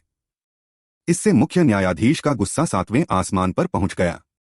मीटिंग रूम से बाहर निकलने के बाद निरीक्षण टीम के एक युवक ने मुझे बताया कि टीम लीडर ली की तरह अपने सदस्यों की रक्षा करने वाले लोग अच्छे होते हैं, लेकिन इससे उनका अपना करियर रिकॉर्ड खराब हो जाएगा। मैंने वास्तव में नहीं सोचा था कि यह गाली देने वाला टीम लीडर अपने सदस्यों के लिए अपने भविष्य की भी परवाह नहीं करेगा। तीसरी टीम के कार्यालय में लौटने के बाद पांडा सुपरवाइजर ने मुझसे पूछा कि बैठक का माहौल कैसा था। मैंने उन्हें बताया कि टीम लीडर पागलों की तरह स्थिति संभाल रहे थे। उन्होंने कहा कि यह ली का सामान्य व्यवहार है। हमारे कड़े संघर्ष के बाद किम जे को केवल 30 दिनों तक लड़ाई में भाग न लेने की सजा मिली, पर टीम लीडर संतुष्ट नहीं दिखे। वह मेरे द्वारा लिखे गए अनुभव पत्र को गौर से देखने लगे और फिर मुझे अपने कार्यालय में बुलाया और पूछा कि मैंने उनका नाम गलत क्यों लिखा है। यह तो साफ तौर पर मुझ पर अपना गुस्सा निकालने का बहाना था। मुझे बेचारा समझकर किम दीदी तुरंत काम के मार्गदर्शन के बहाने मुझे वहां से ले गईं। फिर उन्होंने मुझे टीम लीडर के हमलों का सामना करने का रहस्य बताया। रहस्य जानने के बाद मैं उत्सुकता से खुद ही टीम लीडर के पास अभ्यास के लिए गया। हमले के दौरान मैंने अमर की चेतना को पूरी तरह खोल दिया और कोशिश की कि टीम लीडर के हमले के रास्ते का अनुमान लगा सकूं, न कि सीधे आंखों से देखने की। हालांकि मैं कुछ हमलों से बचने में सफल रहा, लेकिन यह ज्यादा देर नहीं चला। गाली देने वाले टीम लीडर ने मेरी एक गलती पकड़ी और सीधे एक किक मारकर मुझे गिरा दिया। इस समय पास में तमाशा देख रहे पांडा सुपरवाइजर ने हैरानी से कहा, 6 मिनट 1 सेकंड, बहुत अच्छे। इस बार तो रिकॉर्ड टूट गया। मैं अपनी सूजी हुई पीठ पकड़कर जमीन पर पड़ा हूं और मन ही मन इन दोनों को पत्थर दिल होने के लिए गाली दे रहा हूं। अगले दिन टीम लीडर ने गंभीर चेहरे के साथ मुझसे पूछा कि क्या मुझे नौकरी बदलने का प्रस्ताव मिला है। मैंने उन्हें बताया कि निरीक्षण टीम के सोंग वुयोंग ने मुझसे इस बारे में बात की थी, लेकिन मैंने इस पर ध्यान नहीं दिया। ठीक उसी समय सोंग वुयोंग अचानक तीसरी टीम के कार्यालय में प्रकट हुए। उन्होंने मुझे बस नमस्ते ही कहा था कि तभी गुस्से में भरे टीम लीडर ने उन्हें एक लात मारकर उड़ा दिया। जब टीम लीडर और हमला करने ही वाले थे, तभी निरीक्षण टीम के लीडर पु बिलू ने समय पर आकर उन्हें रोका। उन्होंने टीम लीडर को बताया कि उन्होंने ही सोंग वुयोंग को मुझसे पूछने के लिए भेजा था, क्योंकि केवल मेहनत वाली तीसरी टीम में रहने के बजाय पदोन्नति के बड़े अवसरों वाली निरीक्षण टीम में जाना बेहतर है। यह सुनकर, इससे पहले कि मैं कुछ कहता, मेरे अजीब टीम लीडर सीधे कार्यालय के बीच में खड़े हो गए और चिल्लाकर कहा कि मैं उनका हूं। अगर कोई मुझे छीनना चाहता है तो बाहर आकर उनसे मुकाबला करे। उनके इस पागलपन भरे व्यवहार ने तुरंत दूसरी टीमों के लोगों को डराकर रख दिया। इस समय पु बिलू ने मेरी राय सुनने की इच्छा जताई और मुझे प्रोत्साहित किया कि डरो मत, जो कहना है निडर होकर कहो। उनकी उम्मीद भरी नजरों के सामने मैंने उन्हें बताया कि मैं हमेशा तीसरी टीम में ही रहूंगा। गाली देने वाले टीम लीडर ने यह सुना तो वह तुरंत पु बिलू के सामने इतराने लगे। इस समय निरीक्षण टीम के दोनों सदस्यों ने कुछ पल मुझे चुपचाप देखा और फिर वहां से चले गए। बाद में टीम लीडर ने मुझे बताया कि पिछली गुरुत्वाकर्षण घटना के बाद से सभी टीमों के लीडरों की नजर मुझ पर थी और इस बार जब मैंने और किम दीदी ने 300 राक्षसों का मुकाबला किया, तो अब मैं पूरी कंपनी में काफी प्रसिद्ध हो गया हूं। वह आज के मेरे प्रदर्शन से बहुत संतुष्ट थे, इसलिए उन्होंने मुझे उनके साथ एक और लड़ाई लड़ने का इनाम देने का फैसला किया। जैसे ही हम दोनों लड़ने के लिए तैयार हुए, पांडा सुपरवाइजर ने हमें एक मिशन की सूचना दी। पता चला कि इस बार पकड़ना है एक विशेष प्रजाति को जिसके पास रूप बदलने की क्षमता है। ऊपर से विशेष रूप से मेरे और दूसरी टीमों के 2 नए सदस्यों के लिए साथ में मिशन पर जाने की व्यवस्था की गई है। मैंने सुपरवाइजर से पूछा कि क्या सभी नए सदस्य हैं, क्या इसमें कोई खतरा नहीं होगा। उसने मुझे बताया, यही कारण है कि मुझे इसमें शामिल किया गया है, क्योंकि इस मिशन में मेरा कर्तव्य 2 नवागंतुकों के अंगरक्षक के रूप में कार्य करना है और ये दोनों नवागंतुक मेरे पुराने रूममेट भी हैं। रूममेट्स, मैं अचानक इस मिशन के लिए उत्साहित हो गया। अगला दिन मिशन को अंजाम देने वाली 4 लोगों की टीम मीटिंग रूम में इकट्ठा हुई। उस समय मुझे पता चला कि टीम के साथी सुनहरे बालों वाला रईस लड़का और सुनहरे बालों वाली लड़की थे और कप्तान विश्लेषण समूह के प्रमुख जियांग सिमो थे। मिशन स्थल पर पहुंचने के बाद कप्तान जियांग सिमो और विशेष मामलों के समूह के प्रभारी एक संक्षिप्त मुलाकात की और फिर तुरंत मिशन बांटना शुरू कर दिया। मैं और सुनहरे बालों वाली लड़की गेट नंबर 5 की स्थिति पर नजर रखने के लिए जिम्मेदार थे, जबकि सुनहरे बालों वाला रईस लड़का अकेला ट्रैवल एजेंसी के बूथ पर लक्ष्य की तलाश कर रहा था। मैं और सुनहरे बालों वाली लड़की आने जाने वाली भीड़ को ध्यान से देख रहे थे, लेकिन कोई अजीब व्यक्ति नहीं मिला। उस समय सुनहरे बालों वाले रईस लड़के ने कम्युनिकेटर के माध्यम से सभी को बताया, लक्ष्य मिल गया है। कृपया पुष्टि करें। नीली शर्ट और हल्के नीले रंग की पैंट पहना हुआ व्यक्ति। लेकिन मैं बिल्कुल नहीं देख पा रहा था कि उसके बताए गए लक्ष्य और अन्य लोगों में क्या अंतर है। सुनहरे बालों वाली लड़की ने मुझे बताया, यही शुद्ध रक्त वाले अमर लोगों का लाभ है। वे अधिक संवेदनशील होते हैं, इसलिए वे हर चीज में अंतर महसूस कर सकते हैं। इस समय विशेष मामलों के समूह ने भी लक्ष्य की पुष्टि कर ली और गिरफ्तारी की तैयारी की। तभी मुझे अचानक कुछ गड़बड़ महसूस हुई। क्या लक्ष्य वास्तव में एक ही व्यक्ति है? अचानक भीड़ में से कई लोग उछलकर बाहर आए और बंदूकधारी विशेष मामलों के समूह के सदस्यों पर हमला करने लगे और दृश्य अचानक अराजक हो गया। मैं और सुनहरे बालों वाली लड़की तुरंत सहायता के लिए आगे बढ़े। एक व्यक्ति ने सुनहरे बालों वाली लड़की को एक कमजोर महिला समझकर पीछे से हमला करने की कोशिश की, लेकिन उसने झुककर एक पैर के प्रहार से उसे नीचे गिरा दिया। उस समय मैंने मुख्यालय को सूचना दी कि हमलावर सभी सहायक हैं। अब मेरी इंद्रियों द्वारा 5 लोगों को पकड़ लिया गया है, लेकिन वे सब इधर उधर भाग रहे हैं। जब मुझे समझ नहीं आ रहा था कि क्या करना है, तो टीम लीडर जियांग ने अचानक मुझे आदेश दिया, तुरंत बाएं गेट के व्यक्ति नंबर 8 का पीछा करो, और मुझे बिना जान लिए लड़ने की अनुमति भी दी। असल में टीम के मिशन पर जाने से पहले ही टीम लीडर जियांग ने मेरी जानकारी देख ली थी। वह अच्छी तरह जानते थे कि मेरे पास शक्तिशाली करीबी मुकाबला कौशल है। उस समय हर जगह लड़ाई भीषण चल रही थी। सुनहरे बालों वाला रईस लड़का पहले ही घायल हो चुका था। अधिकारियों द्वारा भेजे गए कई सुरक्षाकर्मी भी गोली लगने से घायल थे। सुनहरे बालों वाली लड़की की सुरक्षा सुनिश्चित करने के लिए और सुनहरे बालों वाले रईस लड़के की सुरक्षा के लिए जियांग ने खुद भी लड़ाई में प्रवेश किया। वह बिना किसी आहट के प्रकट हुए, एक बंदूकधारी ठग के पीछे, और सीधे उसकी गर्दन मरोड़ दी। फिर शांति से एक बंदूक निकाली और सामने से आ रहे चाकू लिए हुए साइक को एक गोली में मार गिराया। पता चला कि वह भी एक शांत रहने वाले शक्तिशाली व्यक्ति हैं। उस समय तक मैंने भूमिगत पार्किंग तक लक्ष्य का पीछा कर लिया था। छोटे बालों वाले आदमी ने अचानक अपने कदम रोक दिए, मुड़कर मुझसे पूछा, तुम्हारी सहनशक्ति वास्तव में अच्छी है लड़के, क्या तुम एक अमर हो? मैंने उससे पूछा कि क्या वह मेरा चेहरा देखकर अंदाजा नहीं लगा सकता। वह कुछ देर चुप रहा और मुझे बताया कि शक्ल से तो सच में पता नहीं चला। इस बात ने तुरंत मेरे गुस्से को भड़का दिया। मैं तुरंत उसे पकड़ने के लिए झपटने को तैयार हो गया। उस समय छोटे बालों वाले आदमी ने मुझे बताया कि अकेले उसका पीछा करने का मेरा फैसला एक बड़ी गलती थी, क्योंकि वह कलाई की ताकत से सुसज्जित एक सुपर ह्यूमन है। अपनी ताकत से वह आसानी से मेरा सिर कुचल सकता है। जब वह लगातार डिंगे मार रहा था, मैं सहायता टीम के आने के समय की गणना कर रहा था। जब यह पुष्टि हो गई कि वे 10 मिनट बाद ही पहुंच पाएंगे, तो मैं अचानक चौंक गया। इस बार आखिरकार मैं अपनी पूरी ताकत से लड़ सकता हूं। उस समय उस बड़े आदमी द्वारा सामने से मारे गए एक भारी मुक्के का सामना करते हुए मैंने जल्दी से एक अमर की धारणा का उपयोग किया और दूसरे की कलाई की सटीक स्थिति ढूंढ ली। फिर सीधे अपने रूपांतरित अंगों की शक्ति का विस्फोट किया और उसे मजबूती से पकड़ लिया। जैसे जैसे हाथ का दबाव बढ़ता गया, उस बड़े आदमी की कलाई की हड्डी को मैंने चकनाचूर कर दिया। मैंने लापरवाही से उसे पीछे धकेला और फिर तुरंत उसकी ओर एक दौड़ लगाई। उसके जवाबी हमले से बचने के लिए झुकते हुए मैंने एक अपरकट के साथ लड़ाई खत्म कर दी।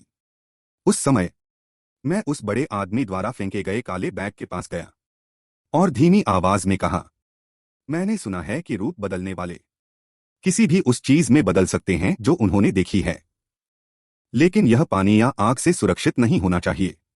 क्यों न हम इसे आजमाएं? मैंने लाइटर लेकर धीरे धीरे उसकी ओर हाथ बढ़ाया। हैंडसम, तुम बहुत क्रूर हो, तुम महान हो, मैं हार मानता हूं। बैग से एक प्यारी सी लड़की की आवाज आई, जल्दी मत करो, मुझे एक और बात को लेकर उत्सुकता है। मैंने लाइटर को धीरे धीरे करीब लाना जारी रखा।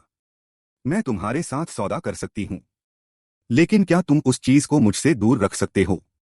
उस समय काले बैग से आने वाली आवाज में साफ तौर पर रोने का स्वर था। मैंने लाइटर रख दिया और उसे मानव रूप में वापस आने को कहा। फिर अपना कोट उतारकर काले बैग के ऊपर डाल दिया। 5 मिनट बाद जियांग बाकी लोगों के साथ भूमिगत पार्किंग में पहुंचे। जमीन पर पड़े बड़े आदमी और सामने मौजूद लाल बालों वाली लड़की को देखकर वह भ्रमित हो गए। मैंने उन्हें बताया कि सामने वाली यह लाल बालों वाली लड़की ही मिशन का लक्ष्य है। उस समय सुनहरे बालों वाला रईस लड़का अपने घायल शरीर को खींचते हुए आया। इस मिशन में अपने प्रदर्शन को लेकर वह बहुत असंतुष्ट था। मैंने तुरंत उसके कान में फुसफुसाया, अंतिम लक्ष्य व्यक्ति को मैंने ही पकड़ा है। उसके गर्व को इतनी ठेस लगी कि वह गुस्से में खून उगलने ही वाला था। उसकी उस पागलपन भरी हालत को देखकर मुझे अंदर से बहुत अच्छा महसूस हुआ। किसने उसे हमेशा अपनी शुद्ध रक्त की पहचान का इस्तेमाल मेरे सामने डिंगे मारने के लिए कहा था? उस समय विशेष मामलों के समूह के प्रमुख ने मुझे बताया कि जिस व्यक्ति को मैंने हराया था वह एक स्तर 3 का वांछित अपराधी था। शायद अभी मेरे और उसके बीच एक खूनी लड़ाई हुई होगी। खूनी लड़ाई?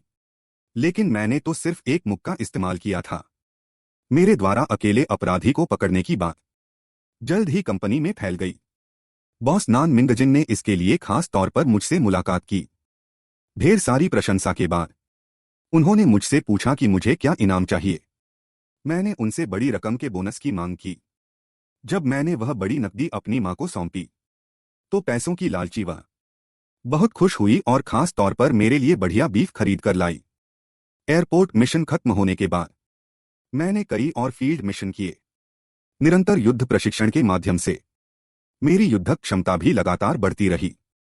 अब मैं टीम लीडर के खिलाफ 10 मिनट तक लड़ सकता हूं बिना हारे। हालांकि मुझे अभी भी लगता है कि टीम लीडर ने अपनी पूरी ताकत नहीं लगाई है। एक विभाग की पार्टी के बाद थोड़ी शराब पीने के बाद मैंने आखिरकार हिम्मत जुटाई और टीम लीडर से अनुरोध किया कि क्या वह मेरे साथ गंभीरता से लड़ सकते हैं। टीम लीडर ने खुशी खुशी मुझे बताया, 5 मिनट बाद ट्रेनिंग ग्राउंड में मिलते हैं। जब हम दोनों बंद दरवाजों के पीछे जमकर लड़ रहे थे तो पांडा प्रमुख चुपके से वहां आ गए। उस समय मैंने एक भारी मुक्के से टीम लीडर की दाईं बाह तोड़ दी थी, लेकिन इससे टीम लीडर के हमले पर कोई असर नहीं पड़ा। आगे बढ़ने के बाद उन्होंने तुरंत अपने बाएं हाथ से मुझ पर हमला किया। मैंने उनकी कलाई को सटीकता से पकड़ लिया।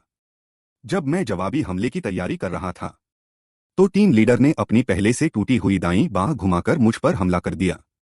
उनकी दाईं बाह के प्रति लापरवाह होने के कारण मैं सीधे नॉकआउट हो गया। उस समय टीम लीडर ने पास खड़े पांडा प्रमुख से कहा कि उनके बाद यह पहली बार था जब किसी ने उनकी बाह तोड़ी थी। वास्तव में इसकी उम्मीद नहीं थी कि वह बेकार दिखने वाले पांडा लीडर के पास भी इतनी जबरदस्त छिपी हुई ताकत है।